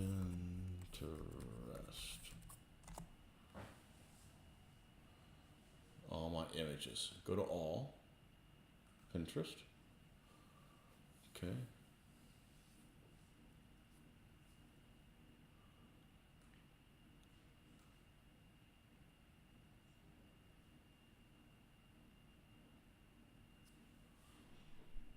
All right, and I should be able to go to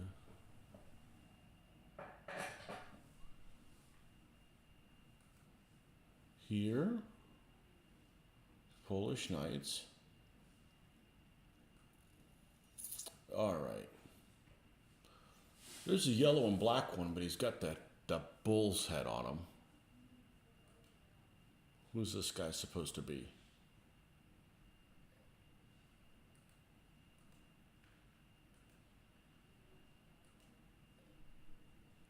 Oh, geez. Put back. Why can't I zoom? Oh, view image. Now can I zoom on the image?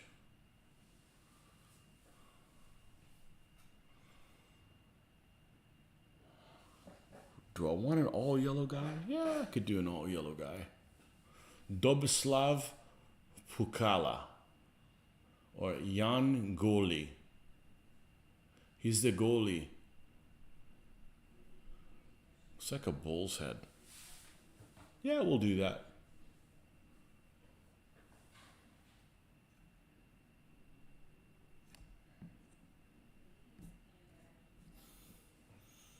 Yep, yellow and black for the win. We'll do one of them.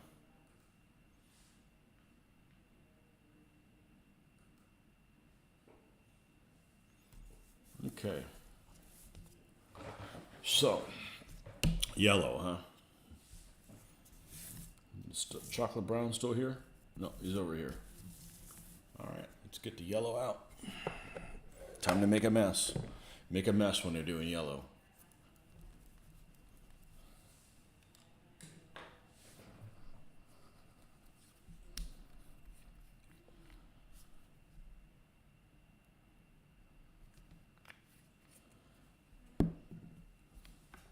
Where's that brush I didn't have a use for? We about found a use for it.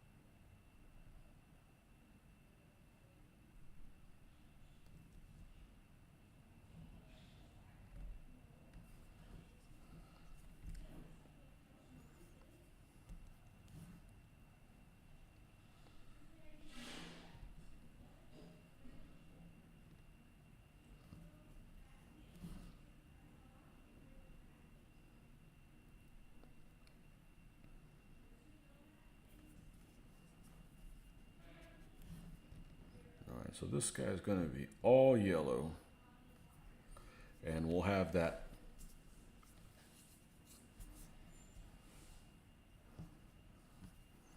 I may not put it on his cloth down here on the horse because it's very wavy, and to make it look right, I'd probably have to make it look really distortioned.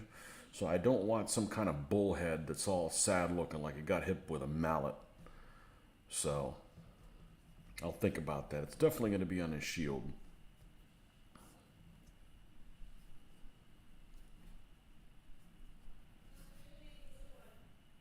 Well, the other ones are just as wavy too. So that's not going to help picking a different figure for that.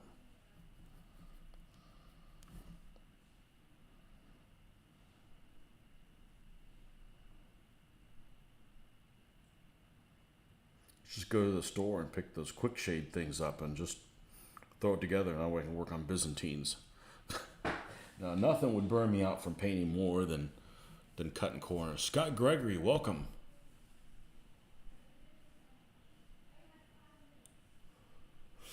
The meaning of the colors of the Polish flag are red for bravery, white for honor, and blue for friendly neighbors. Where's the blue in the Polish flag?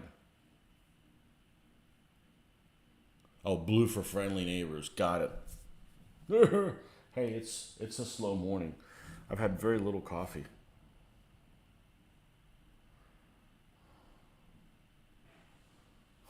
Blue for friendly neighbors.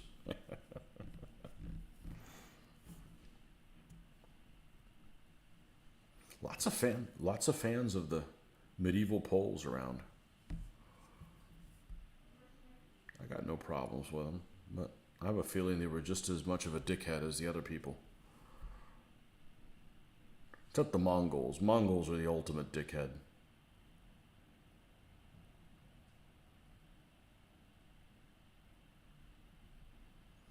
Actually, there's a lot worse people than the Mongols. Because the Mongols, I think in every instance, I I could be wrong. I'm not a Mongol expert, but I think in every instance the Mongols gave you a chance to surrender to them. And then if you did, things weren't so bad. But if you put up a fight with them and you didn't beat them, it was curtains for you. That was a bad move. But you take somebody else like, say the Aztecs or something like that. It doesn't matter if you're nice to them; they're still going to come headhunting for you. They're still going to take you for the sacrifice. Surrendering doesn't matter. Your people are still screwed. But at least the Mongols offered you a chance to surrender. Now, given most people aren't going to take, who are these guys? I don't know, but they're asking us to surrender. Psst, we're not going to surrender to these upstarts. And the next thing you know, you're rolled up in a carpet, getting covered and smothered, but and all your civilization goes up in ashes. But at least they offered you a chance to submit.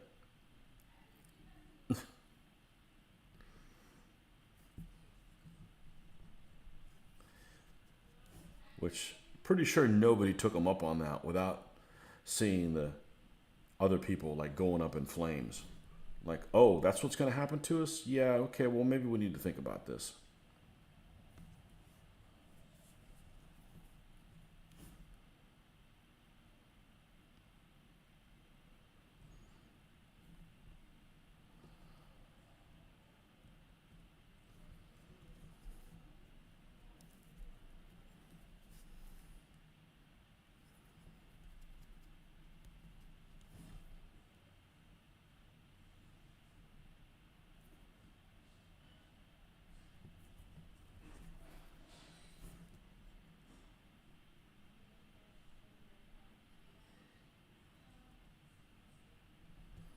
Maybe we need to think about this.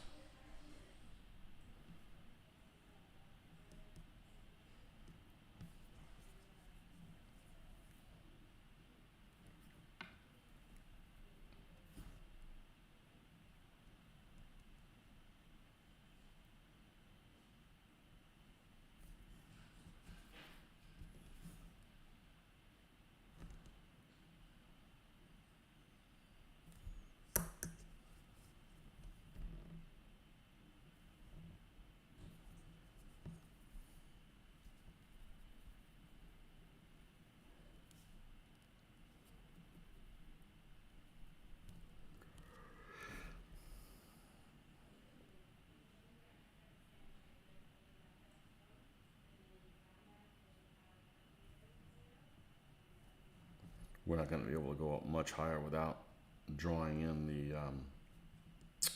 the design of that bull's head.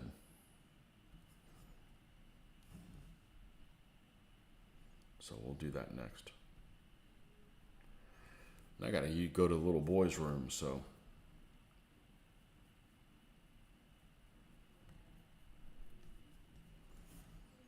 I shouldn't be long. I've been doing that my whole life, so I think I got the hang of it.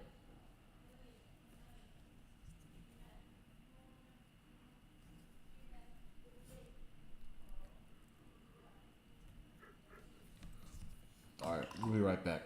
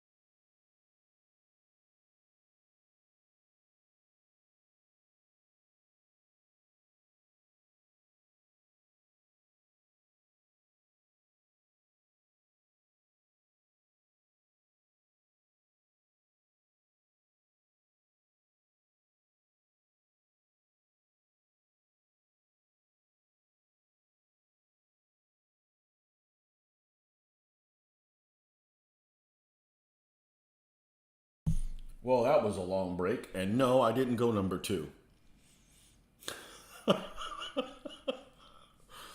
The wife made me breakfast, so it was awesome. And café con leche.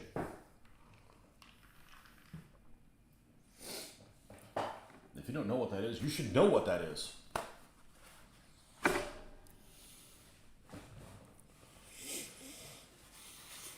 Have I tried painting small shapes and designs with one of those 0.25 micron pens? So, how do you know I have 25 micron pens? They're over here. I do. Let's see what sizes I have.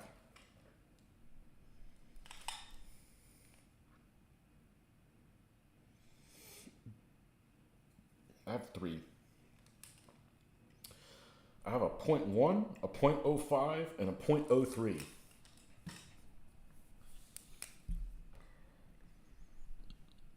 So the only thing I've done with this is I got these because I saw this video, and I mean, there's some freaking wizards out there. I'll be the first to admit, there are some people that are infinitely more talented than I'll ever be to painting. That's not saying I don't like how I paint. I'm just saying that way more free fucking time on their hands than I do. And this one video I saw, this guy had taken this Matchbox car, and I can't post you the picture of it because I don't remember what it is, but there's people that customize these Matchbox cars. And I found it because of the Gaslands game. And this guy had done, like, it was like a Volkswagen Beetle bus.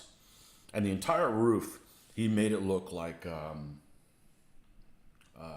Day of the Dead. Not Day of the Dead. Is that what it's called?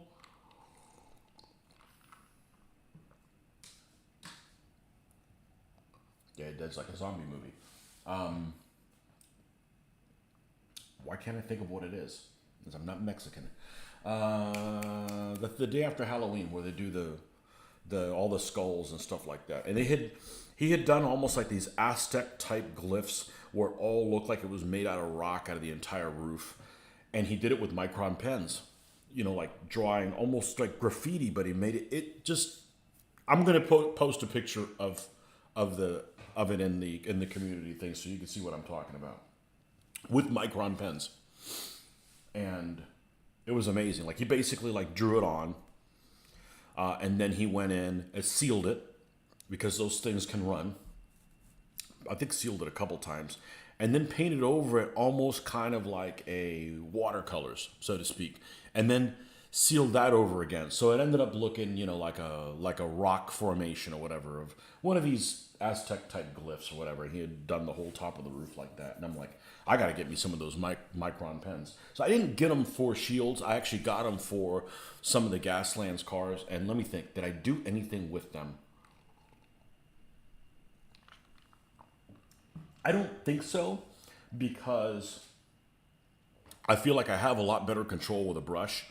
And it's not necessarily that I have more control with a brush, but because you're painting something, and if you make a mistake, you can come back with the other color and kind of clean it up around it. It's a lot easier to deal with than if, like, you're drawing a circle and you do a little fudge and it's not perfectly circular. You've got to go in and you can take things off, but it's a lot more. I just haven't perfected that skill yet. I think that painting is a lot better, for me at least, to be able to manipulate that a little bit better. Also, you can't tell without looking at a microscope or taking your glasses off like I do, but the end of these things is round. So they have a rounded end like, well, like this.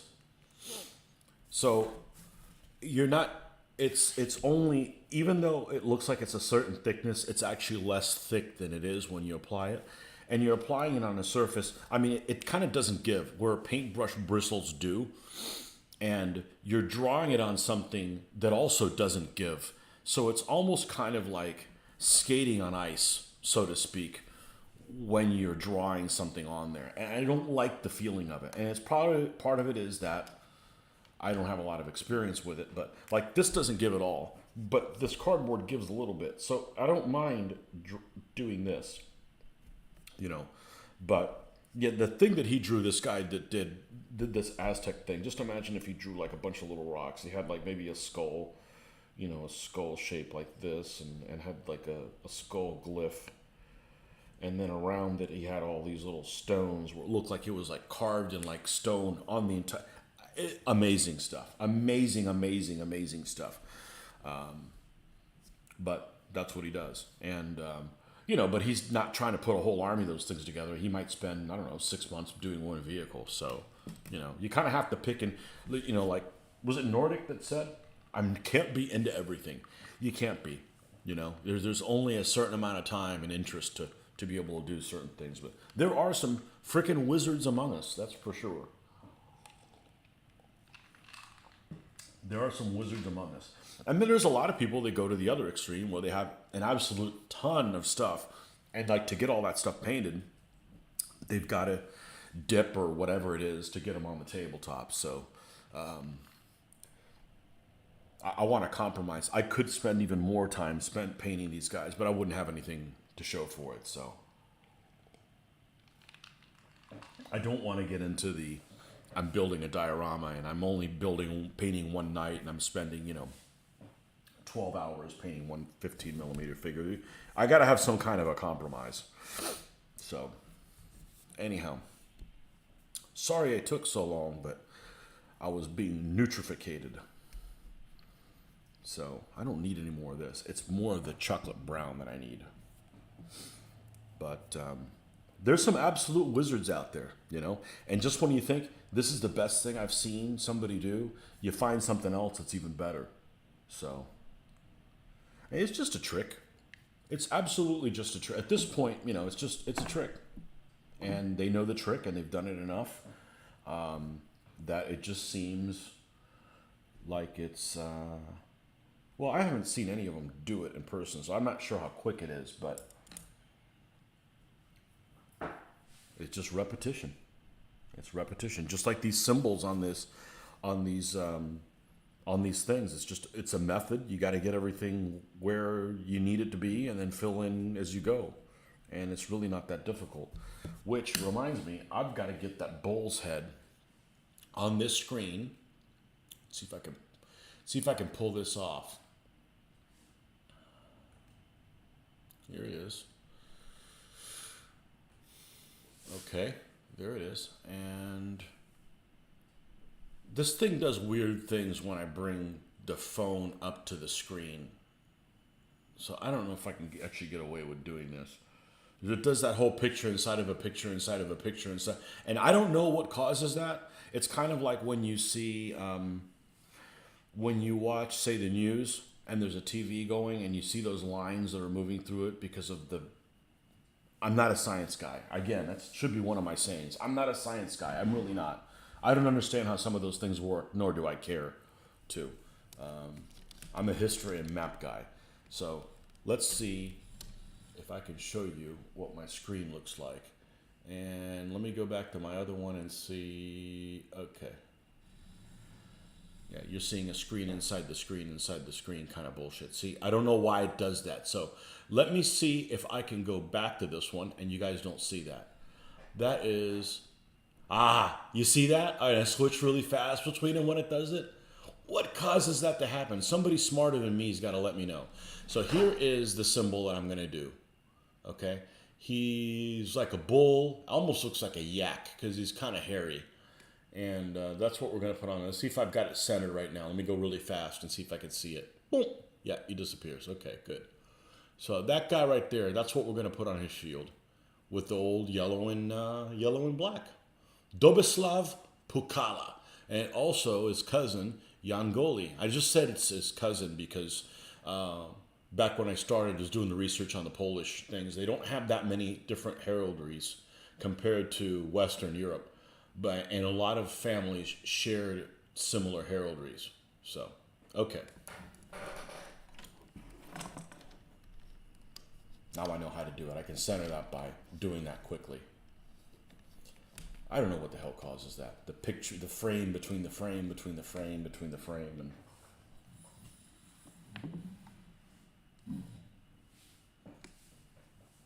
Somebody a lot smarter than me has got to tell me why that happens.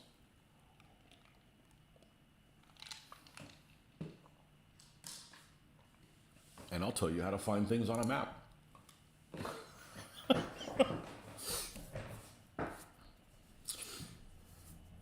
You know, it's not that I hate technology. It's that it changes so fast, and I don't do that for a living, that it is just an exhausting waste of time and unsatisfying. So I just kind of ignore it and just pretend it doesn't exist, you know.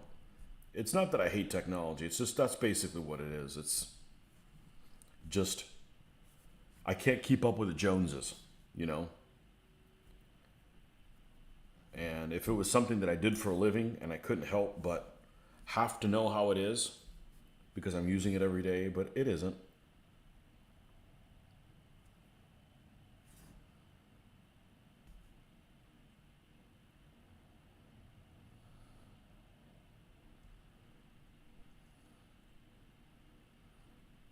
And as I've said before, we're all programmed differently to understand different things. There's people that make blanket statements like, oh, I can't understand. Algebra is useless. No, it's not. You use algebra every day. You just don't know you're using it. Now, algebra 2 and quadratic formula and what are those irrational numbers and make-believe, all that abstract crap, yeah, that's useless. So there's some real masters out there. Yeah, they look Swiss, absolutely. One of the cantons, I believed, used that symbol. And welcome, Mr. Carter. Top of the morning to you. Or, in your case, it's tea time.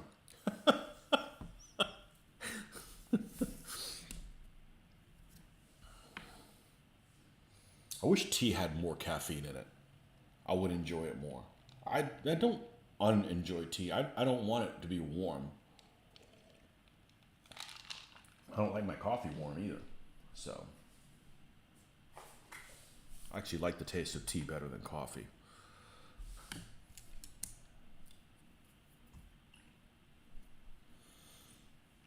Yeah, there are definitely some real masters out there.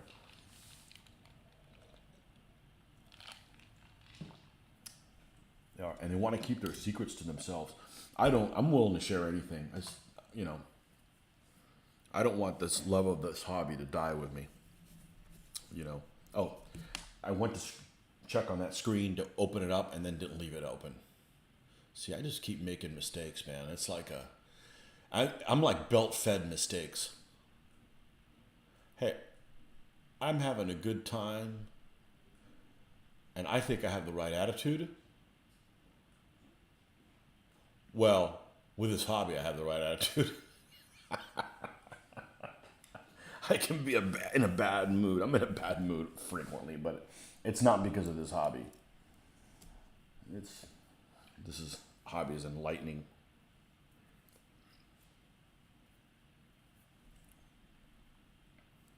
Yeah, there are some real masters out there. It's just a trick. You just got to know what it is. You got to have the patience to be able to put up with it. And make sure we can use this one. There's a little bit of... We'll make this one work. If not, we'll switch out with another one. All right. Le boule. Le boule. Let's get some of this. We're just going to do this really lightly.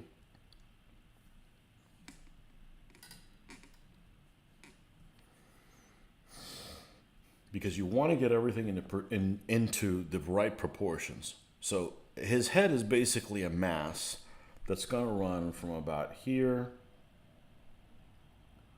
to about there.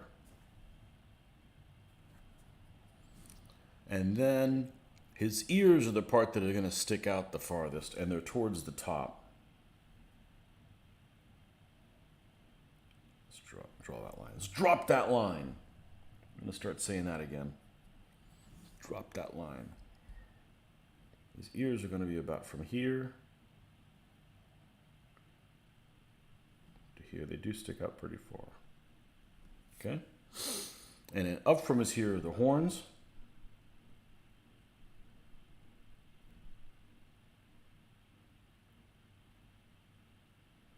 Go like so. So let me show you what, and I gotta put my glasses on to see if it comes out.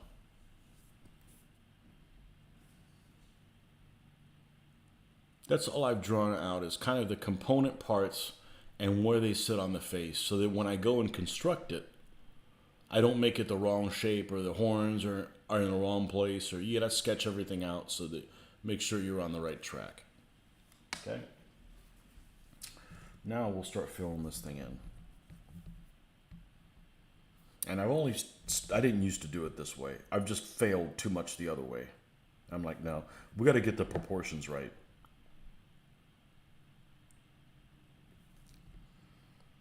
All right, and this big mass of a head,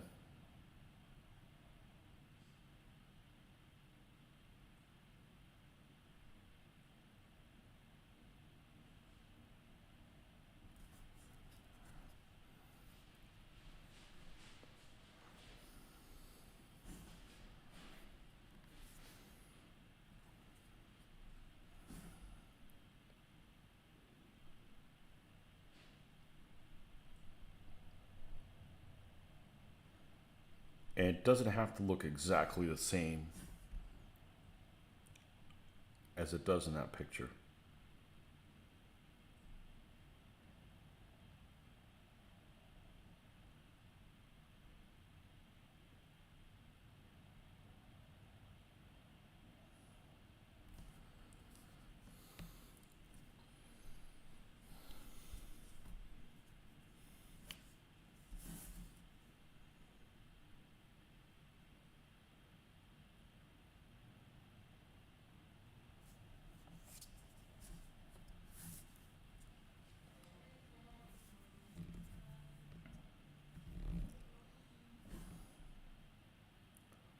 So let's give this, fill this in plenty.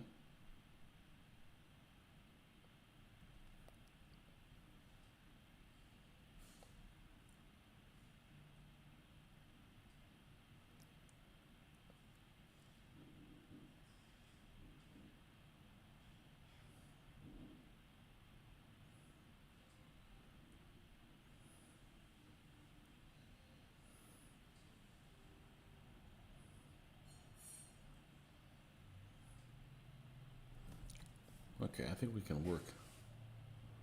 I think we can work with that. Man, I wish this technology was around 10 years ago. I wish I hadn't taken my glasses on and off while I did all this stuff.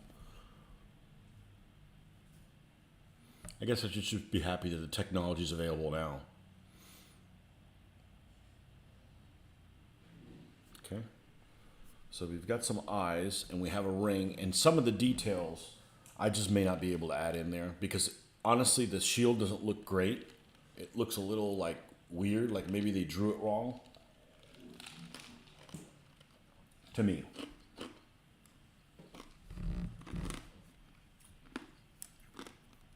Let's put his eyes down where they go.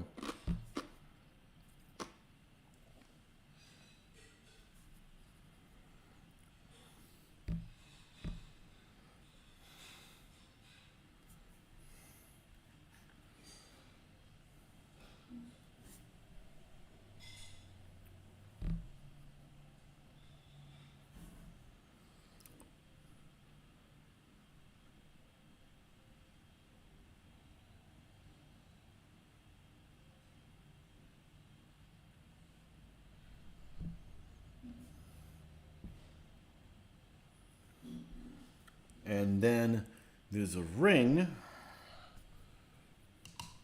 around his nose.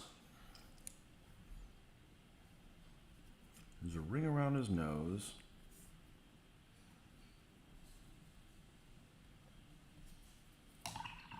We're going to use a brush that's even more controlling than this one. There's just no point in making the mistakes when you don't have to. You don't have to clean them up then.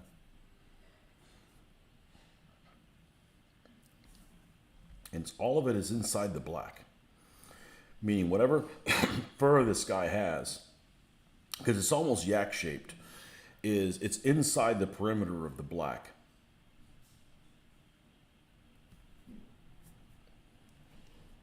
You know what? We're going to add a little bit of white for for coverage. So it'll cover well. Come on, you can do it.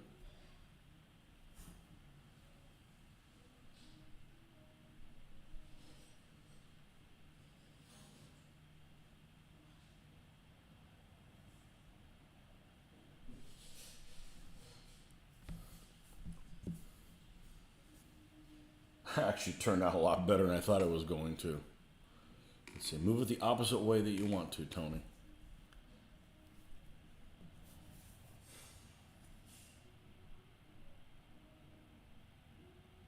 Okay. And then there's a little bit of red where it's like lips. He's got some red lipsices.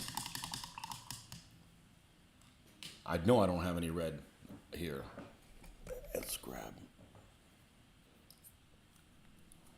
this color.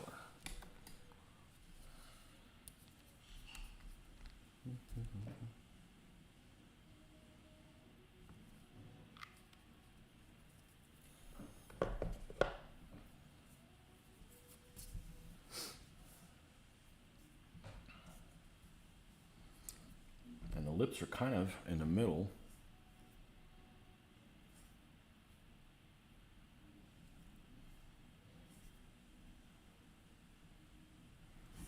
Of where this ring goes.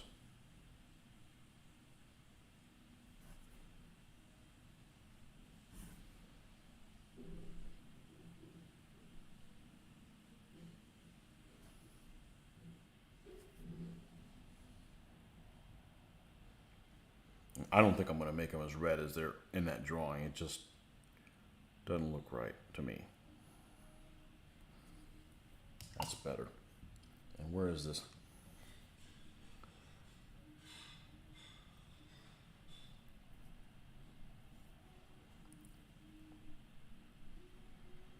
And this doesn't have to be exactly the same yellow color as the shield.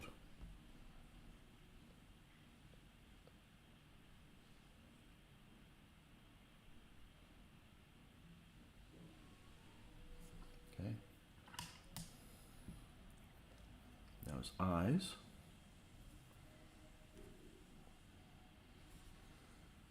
Yeah, see, I'm not going to put this motif on the side of the horse because I'm going to have to do it at some kind of funky angle and it's going to have to be wavy. I basically have to make it look like crap to look correctly. So he's just going to have a yellow cover on him.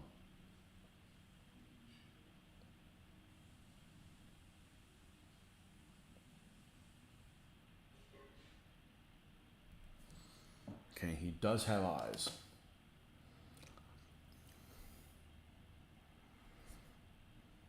I could use a toothpick for this, but honestly, I don't think that.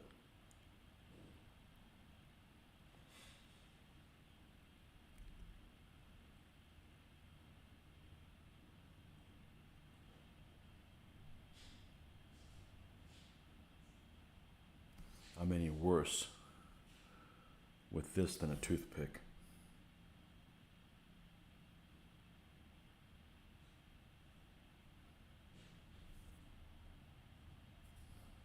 Now, let's take a look at this. I'm going to do a little bit of shading on it, but not much. This is almost about as, well, obviously the yellow part of it isn't complete. Let's see if I can zoom this in. For those of you that care,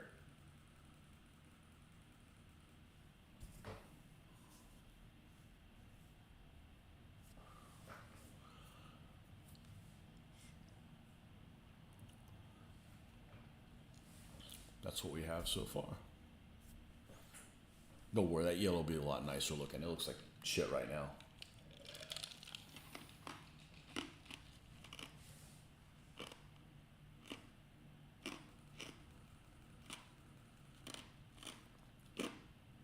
All right.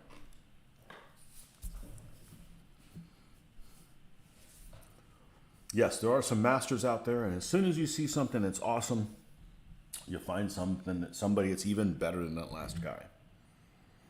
And I don't find it discouraging. I know some people that I've talked to are very discouraged by how other people paint, and you shouldn't be. Just keep doing it better every time. and be happy with what you do, you know?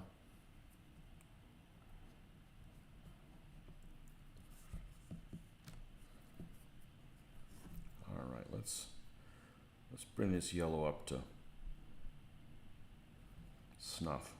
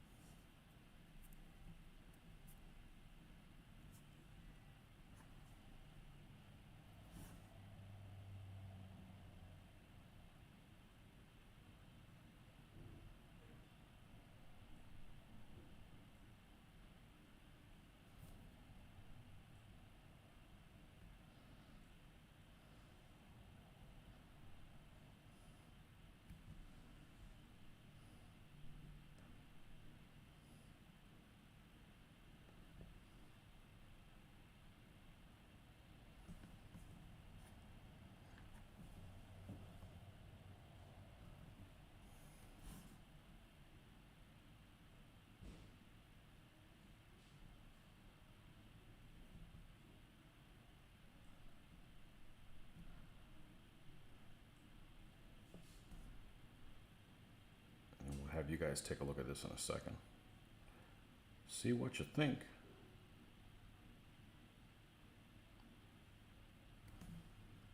With that being said, it doesn't matter.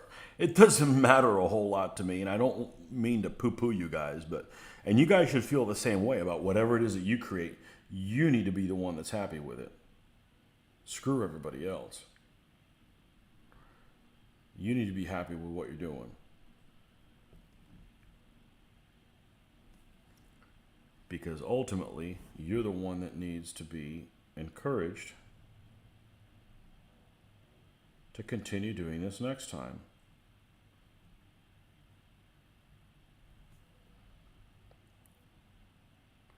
You can't make everybody happy.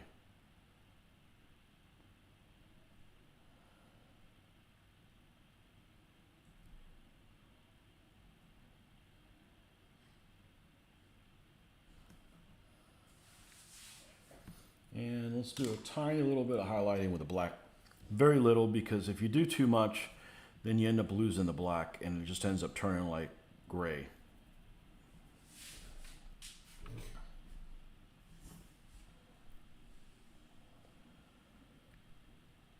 I'm not sure this is even worth doing because the original's pretty dark. It's damn near black anyways.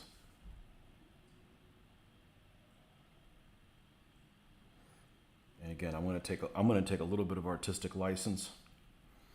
We've got this gray color. We're going to move the horns into it. We're going to add some detail to the horns.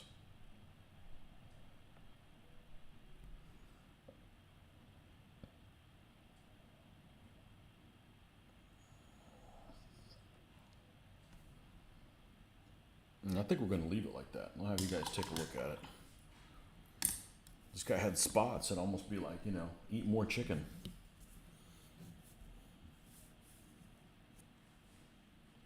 Where is my...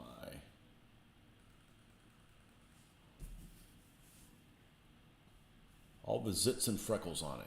Come take a look at them.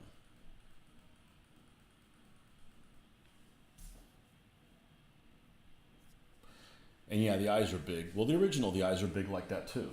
I'd give them smaller eyes, but that's not what the original looks like.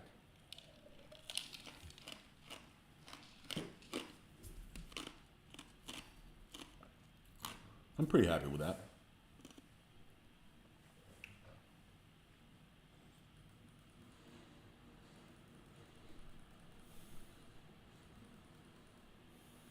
So let's go ahead and do the rest of this yellow caparisoned thing. We can lose this now. Okay.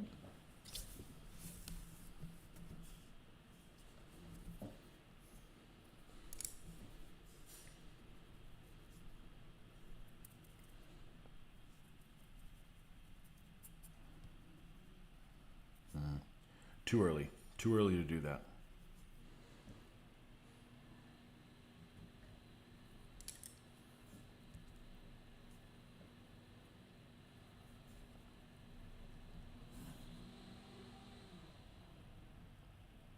You know, one of the designs that it looked like from the response that I got that a lot of people liked the most was the first guy, and I don't think he's the best one, and that was this guy right here. I don't think his design was the best one. I mean, it turned out okay, but you know, you need to be happy with whatever it is that you're doing, because that's the last thing you need to do is be discouraged about how things are turning out, and then the next thing you know, and you're not painting anymore. You're doing something else instead, or sending things out to be painted by someone else, which I guess is okay, but I think if you kind of have, and yes, this is I'm intentionally making his cloth look different than the shield color, and the cloth's gonna be kind of pale looking, and I'm okay with that, because this would fade like a mofo in combat.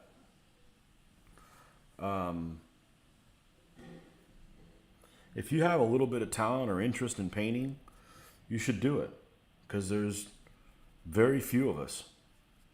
So if you have a little bit of an inclination, if you're not too bad at it, you know, give it a shot. I think it's really rewarding. I think it's very, it's therapeutic for me. Nope, too much too soon. Too much too soon. Not yet.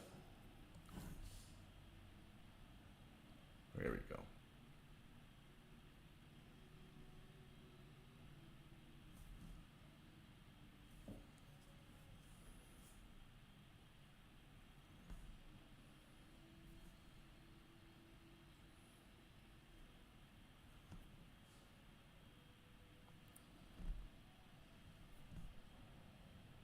Yeah, I've heard lots of people say, I don't paint. You know what? I don't rake. I'm not raking those damn leaves.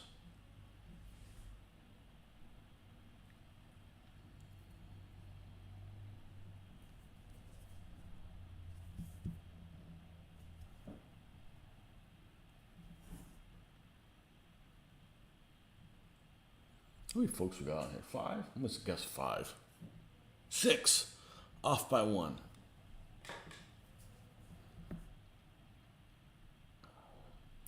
For those of you guys that were not on here later, there will be another video dropping. We filmed the video yesterday.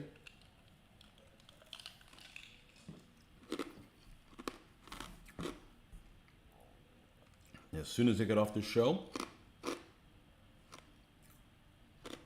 I'll announce it. It'll be on this channel.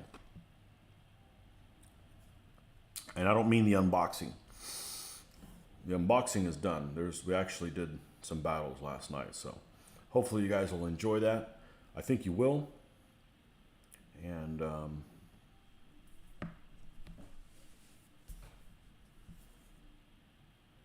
more to come.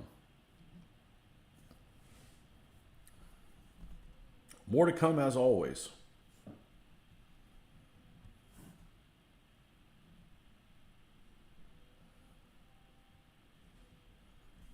There'll be more. We'll be doing more videos until they become a massive pain in the ass to do. Which it's come close, but not in a while. That's really the discouraging part, not the cost. Like I mentioned to somebody probably a little while ago, you know, because I think there was talk of them doing this. Facebook. I know some of you guys use it, some guys you don't. Would you pay for Facebook? I would. I think it helps promote my hobby and keep people interested in it. Would I pay a lot of money for it? No, but I mean, I'm not encouraging them to do this, but I'd pay $10 a month for Facebook access if I had to. I figure I'd get that kind of excitement out of it. You know, in other words, to get what I needed to get out of it, if I had to pay $10 a month, I'd do it. You know, I could think of a lot worse ways to spend $10.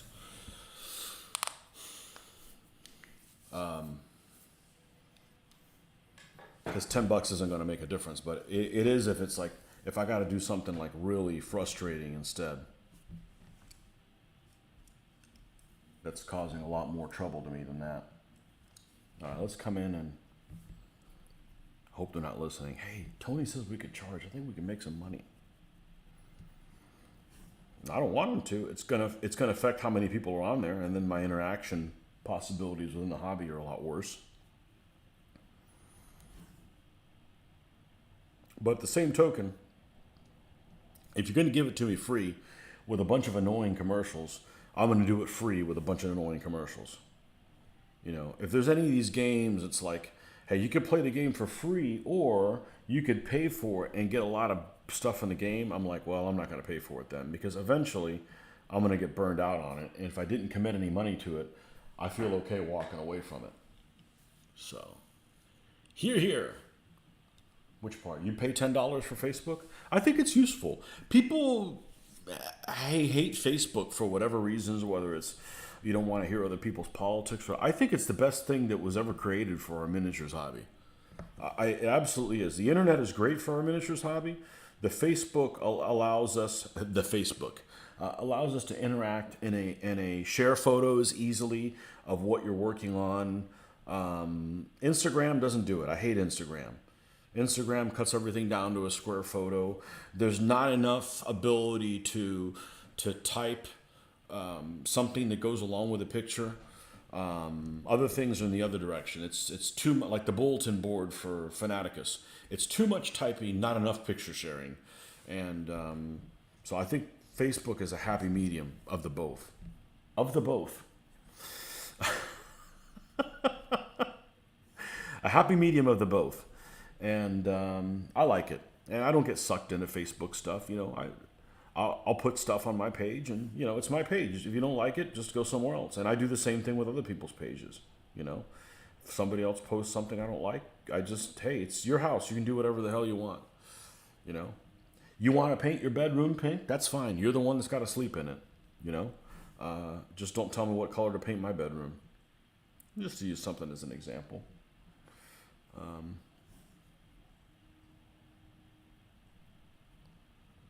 So a lot of people maybe don't like it because they get involved in these discussions. I don't get involved in any of that stuff. And I'm certainly opinionated, but, you know, people have a right to have a different opinion than mine.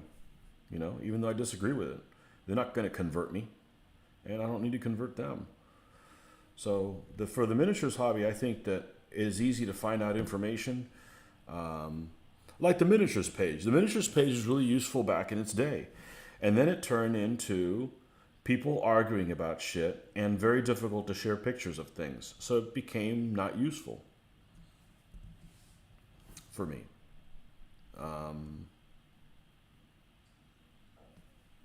And then they literally made bulletin boards for like food, politics. I don't want to talk about politics.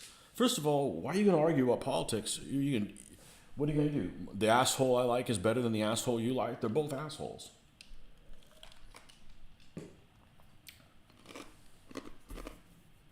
So, and if given the chance, they both rape you. So, I'm not going to bat for any politician, sorry.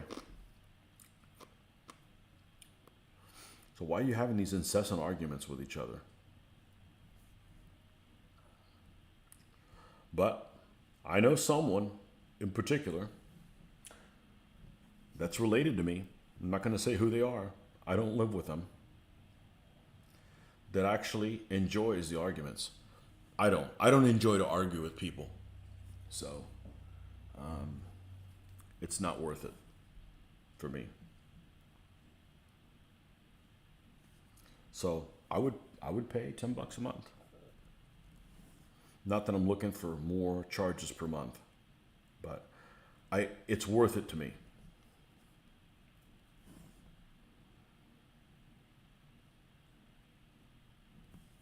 But I'm not paying $10 a month just to not see advertising and then get the same kind of service that I'm already getting. Like, I can deal with the commercials.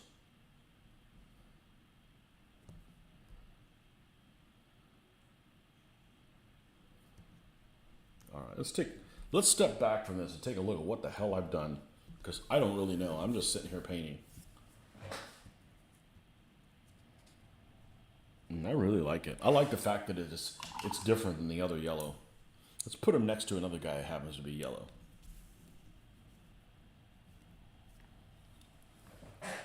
Yeah, he's totally different.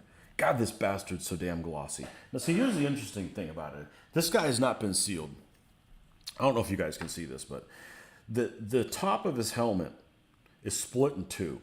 It's a yellow. It's a different yellow that's down here, but this yellow here has a lot of white in it, and it almost looks chalky. And this one down here looks glossy. But it's just because that one has more yellow in it. But after you seal it, it'll all even itself out. Just you wait. All right, I think it's time to do dry brushing the chainmail before we get too far along. Before we get too far along and there's a point of no return. So let's grab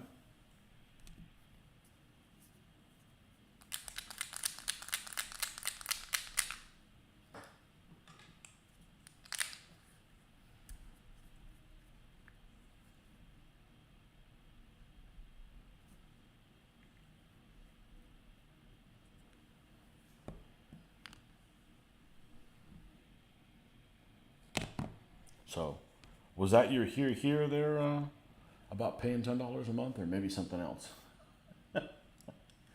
I like it. I think it's a good interaction. It's done. It doesn't do everything great. My biggest gripe with it is if you see something really cool, like if you wake up in the morning, turn on Facebook, and you see 3 things you're interested in following down the rabbit hole, right, in 3 different directions. So you take one of the paths, but you don't pay attention a lot on what the other 2 things were posted on. So you follow one path and like, oh, that's really interesting. Well, let me hit back and go back and follow one of the other paths to see where it leads.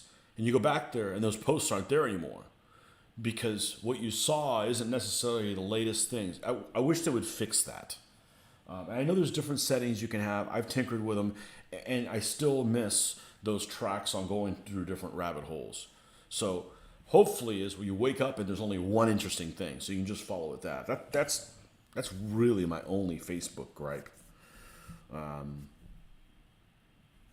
don't have an issue with anything else really that they do, because I think it's really useful for us in the gaming community to know that there's other people that are playing this game that we play, or a tournament coming up, or pick inspirational pictures or whatever it may be. I think it's really useful. You don't have to get involved in the controversy and the politics and all that stuff if you don't want to. Just don't get involved in it.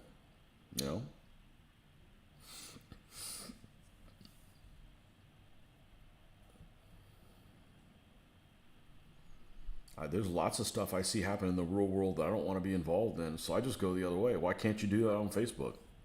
I do.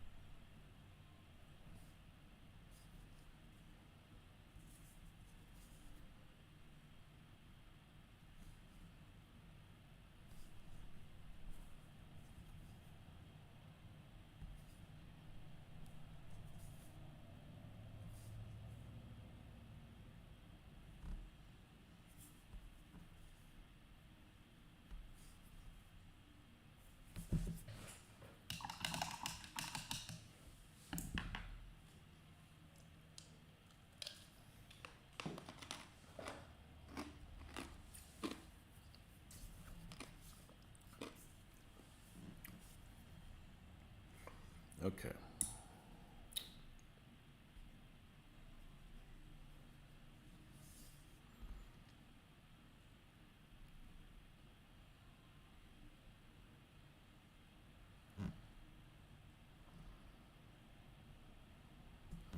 This guy and then 2 more.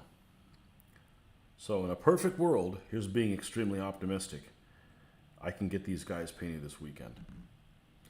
I think that's asking a lot, but we'll see what we can do. is I really want to start working on Byzantines. I really do.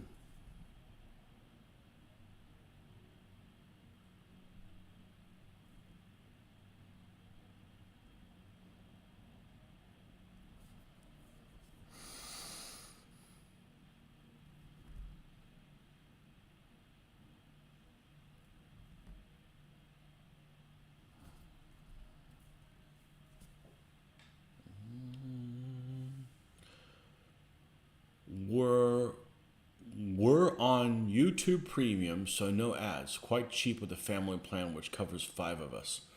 Something else. I didn't know. I don't know anything about YouTube Premium. No ads, huh?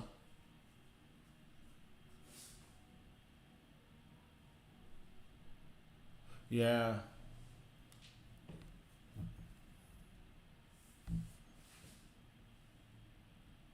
I like YouTube. Obviously, I've used it for a lot of stuff. There's a lot of garbage on there too, but there's a lot of good stuff.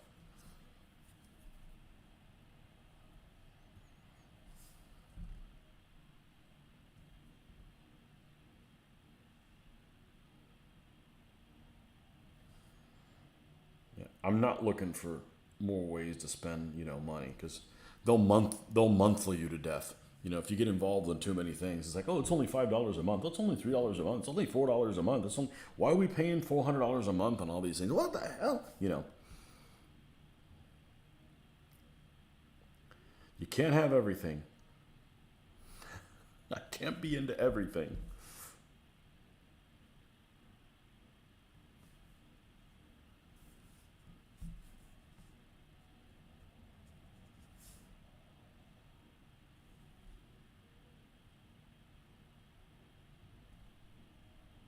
Yeah, YouTube's a wonderful resource about different stuff. I don't know how to do this. Somebody's got a video out on it.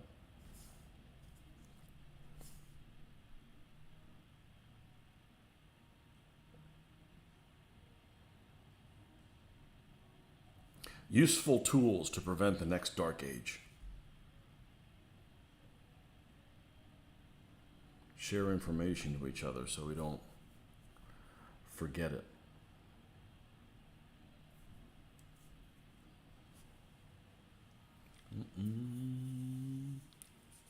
Which was, I don't argue politics or religion. Complete waste of time. It is.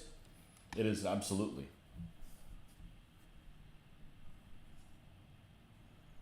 It is. You're not going to convert anybody. I'd make a really bad Jehovah's Witness. Like, let's say I'm a Jehovah's Witness or somebody that goes knocks on people's doors. I'm like, oh, I think I'm going to go to heaven. Let me get other people there. I'm like, no, I want to be left alone. I don't want to share that with anybody else. if you're not going to be up there, then I don't care.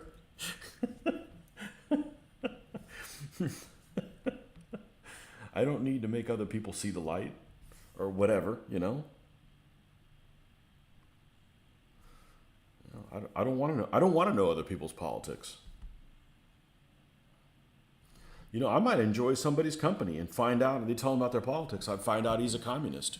Now I don't want to have anything to do with him. Whereas I didn't know. So, note to yourself, if you're a communist, don't tell this guy you're a communist, because I will hold it against you.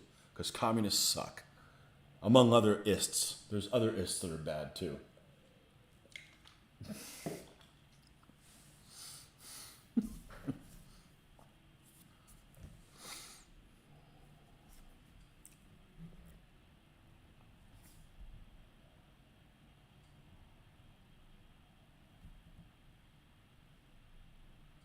And I've met many people that are, I'm not going to say on the opposite end of the spectrum of what I think, because I think the opposite end, you could have some extreme points of view, but some people that I don't see eye to eye with, and they're perfectly fine folks, because we're all affected by how we were raised and the conditions that we've encountered throughout life.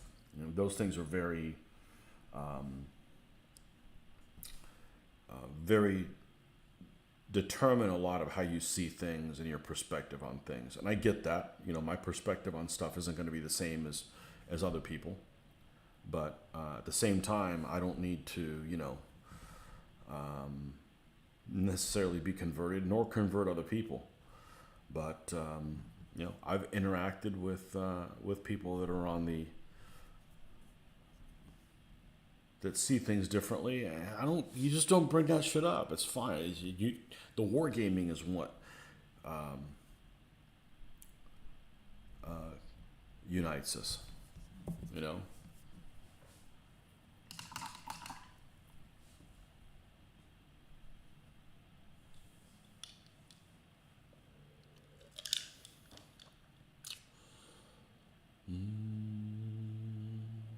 Investors had too many experiences of people asking my opinion. Investors had too many experiences of people asking my opinion. I give it, and then they want to tell me I'm wrong. Investors should read Ive.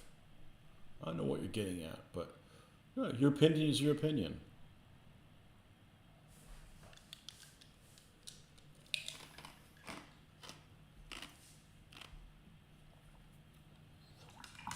Nurture and nature and all those things affect how you see things. And I'm not going to see things as other folks are. Just take an example. Say somebody who's a simple example. Somebody who's lived where I live, and somebody who lives in New York City. They're going to look at things totally different. And they're wrong. No, just totally different, you know. It's just a different world. It's a different planet. Might as well be. So.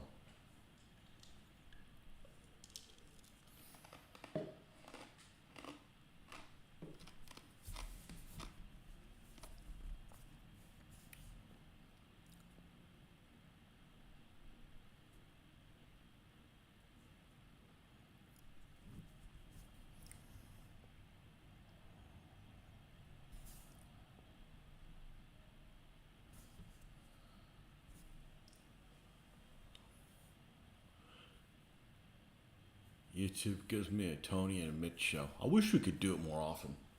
I guess we do it a lot more often than most people, so I shouldn't complain about that. But it is a lot of fucking fun. It really is. And actually, I've actually found something that's even more fun than what we have been doing. And that's doing the scenario games. And I think we're going to do more of that instead of less. I think that, you know, doing the theme stuff is fine, but it's honestly pretty nice to play unbalanced games that we know one side has an advantage and we're not keeping score and it doesn't freaking matter. And then you just do crazy stuff when it looks like it could be glorious and not worry about winning. Because, you know, after you've won and lost thousands of games, it doesn't really matter. One more win or another loss doesn't really matter. So we've been doing more of that lately, and it's been really enjoyable, you know, for a change, you know. But some people are uber competitive. I think I'm very uber competitive, but very uber competitive. It's like that's a double positive. But it's not the end all. It is about having fun. So you're not having fun. I don't care if I win every game. If I'm not having fun, I don't want to play. You know, it's all about having fun and having crazy shit happen and sharing that crazy stuff with you guys on the internet, and the die rolls and the ones after ones, like rolling 4 ones in a row and stuff like that. That's unbelievable. That, you know, you just got to see it to believe it. That's the stuff that keeps me want to make more videos. I don't want to play any games not filmed, just because so many exciting things like that have happened, that it is a shame to have those exciting things happen. The one time that we're not filming, that I don't want that to happen. I want to film every game, because there's really some crazy ass moments that happen with tremendous frequency.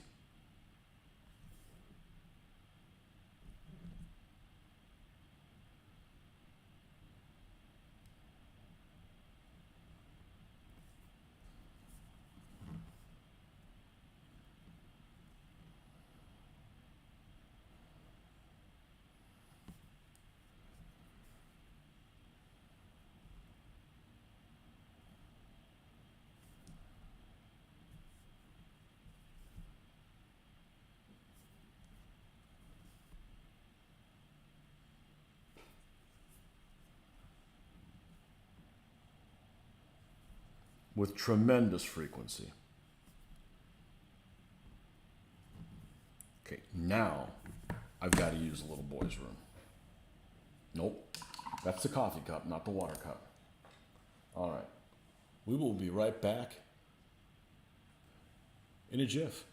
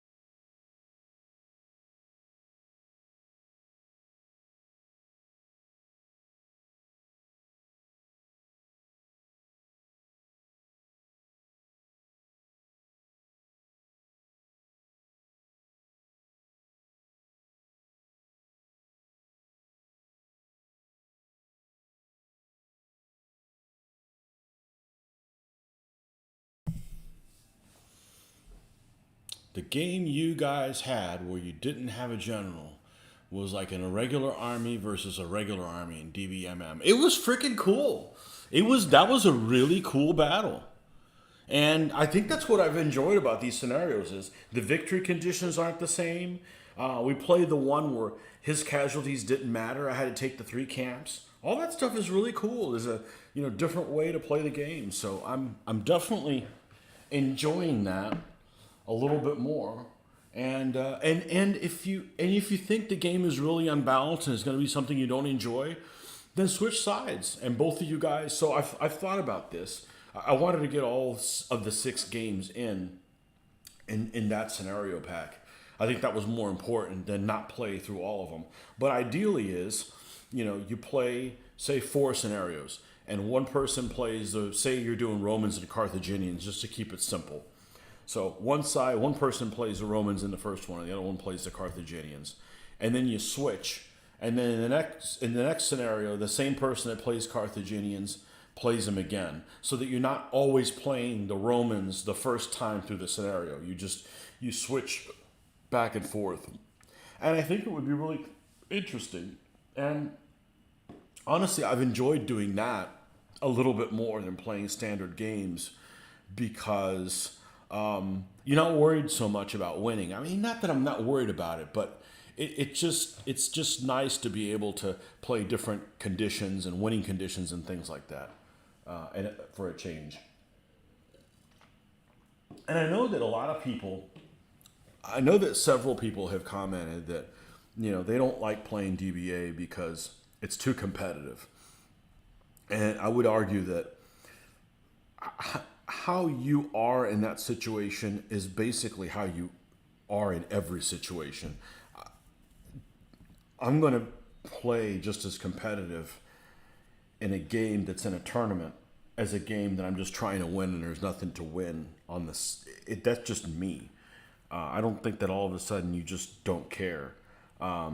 Now, it may attract different people. Like maybe you don't like playing in tournaments because some people are just, it attracts, buttholes, but that hasn't been my tournament experience. Now, given I've only played one game ever in tournaments, and that's DBA. It's the only game I've ever played in a tournament. And for me, it wasn't so much as, I want to win at all cost. It was I want to use the figures I just painted. I don't want to use somebody else's army. There's no incentive for me to paint other figures if every time I go to game, you use somebody else whose army they brought, Like, why should I, as a painter, care to collect more figures, paint them, etc.? Well, in DBA, because I want to use my figures, So that's the draw for me, not necessarily I want a plaque or a something, So maybe I'm not the typical tournament player, but I do like tournaments for that because you get to play your own army over and over again. It's your incentive to paint another army. So you get to play something different. But that's just me. Some people don't care about that. Maybe some people do want to win. Fortunately, I haven't had too many encounters with, we'll invent some new words along the way. Encounterings.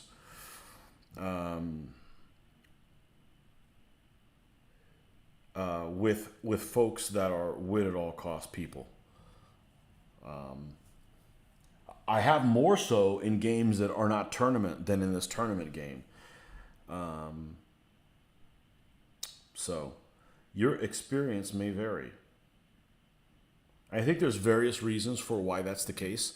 I think the biggest one is because of the dynamic of this game where it's opposing roles and the turns don't take very long and the games don't take very long, that there's more of you're not being tortured by being beaten as much as you are in maybe another game. Because I've played big games where there's 8-9 people on each side, and maybe you have a force where you come on turn 3. And turn 3 doesn't roll around till like 4 hours into the game. So you've been sitting around on your hands the whole time, bored, waiting to chomping at the bit to get in the action, to roll some dice. And then the first time you get in action, you mess up some rolls because it's rolls. They can do all kinds of different things when you don't want them to. and your whole team is mad at you because you just rolled poorly, and you're mad at everybody else because they've been playing and you haven't, and then you're reaching over a long table and your back hurts, and nah, DBA doesn't have any of that stuff, and I think because you're not being tortured, so to speak, as you're playing, then there's less I don't want to say anger because that's probably the wrong word, but you're less frustrated than you would be in a standard game. So my experience with DBA players is they've been better sports. It's been a happier experience than a regular game of Sword in the Flame or anything like that involves multiple players on a side. Now, that's just been my experience, and I think that's the reason why. It's not like, oh, it's your turn. Well, let me go make coffee and wake me up in 45 minutes when it's back to being my turn. It's like, no, you need to be there because there's opposing die rolls that you need to do and so forth. So there's more. You're more captivating. You have a better captivating audience just by the nature of what the game is. And you're comfortable. You don't have to lean over shit and. And if you get hosed, it's over in a short period of time. And you can go on and start with an empty slate, and maybe you'll win the next one. Maybe you'll get hosed again. You just never know. I think this guy's going to have a white horse. He's got to have a white horse. White. Big H, white.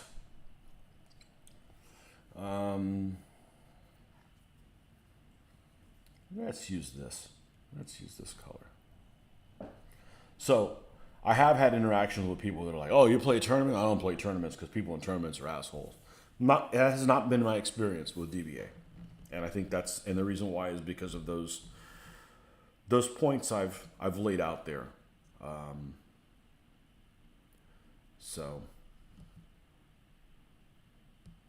But it's the only tournament thing I've ever played. I've never played anything else in a tournament.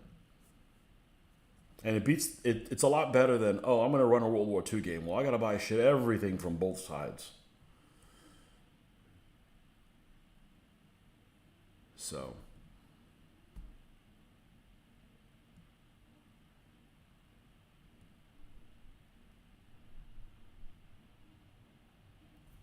But the scenario games are definitely cool. We're definitely looking forward to doing more of those. So if that's something that you enjoyed, that's cool. Because honestly, it's not that we're exhausting the possibilities, but we're getting to the point where it's getting harder and harder to come up with innovative stuff. Because we just play so damn often. So, how many times can you do Wimp Wars? Wimp Wars is awesome, but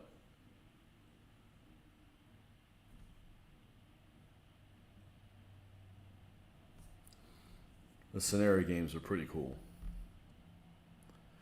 And I think that Connor he pulled a Barker and just pulled some things out of his ass to make some of the scenarios. And there's nothing wrong with that. You just eventually have to say, okay, we don't know anything more about this battle, so let's go with this.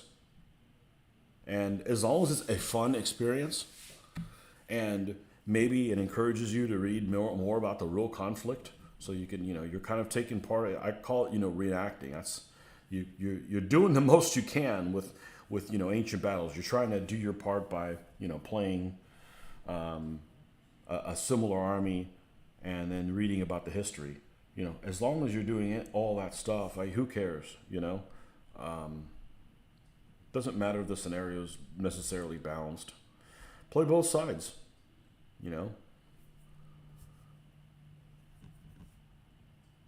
Everybody's got to play both sides in every battle, and then add up your scores or whatever.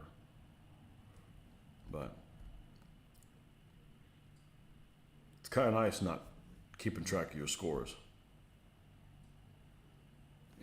and playing things that are like, oh well. You only have to kill 3 elements instead of 4, or you have to kill them all, they don't matter, or you start off with no general, or some of your forces aren't in the field, or they're facing the wrong way, or just just crazy stuff where you have to, like, you're playing a battle, you need to win, but you also need to fix the just the tactical crap situation that you're dealt with because somebody set these guys up in a moronic manner, you know. It's just nice for a change to have those type of things.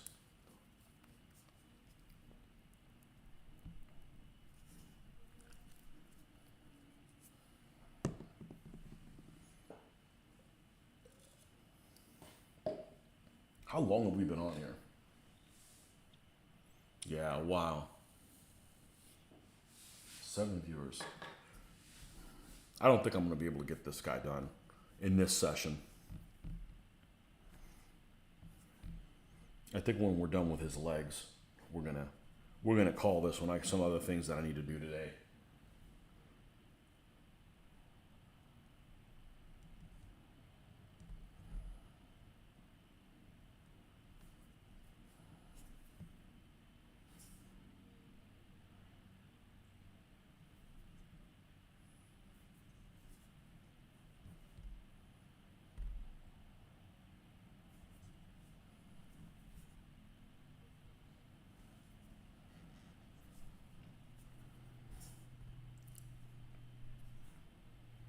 And brighten up the bottom like he's got socks on.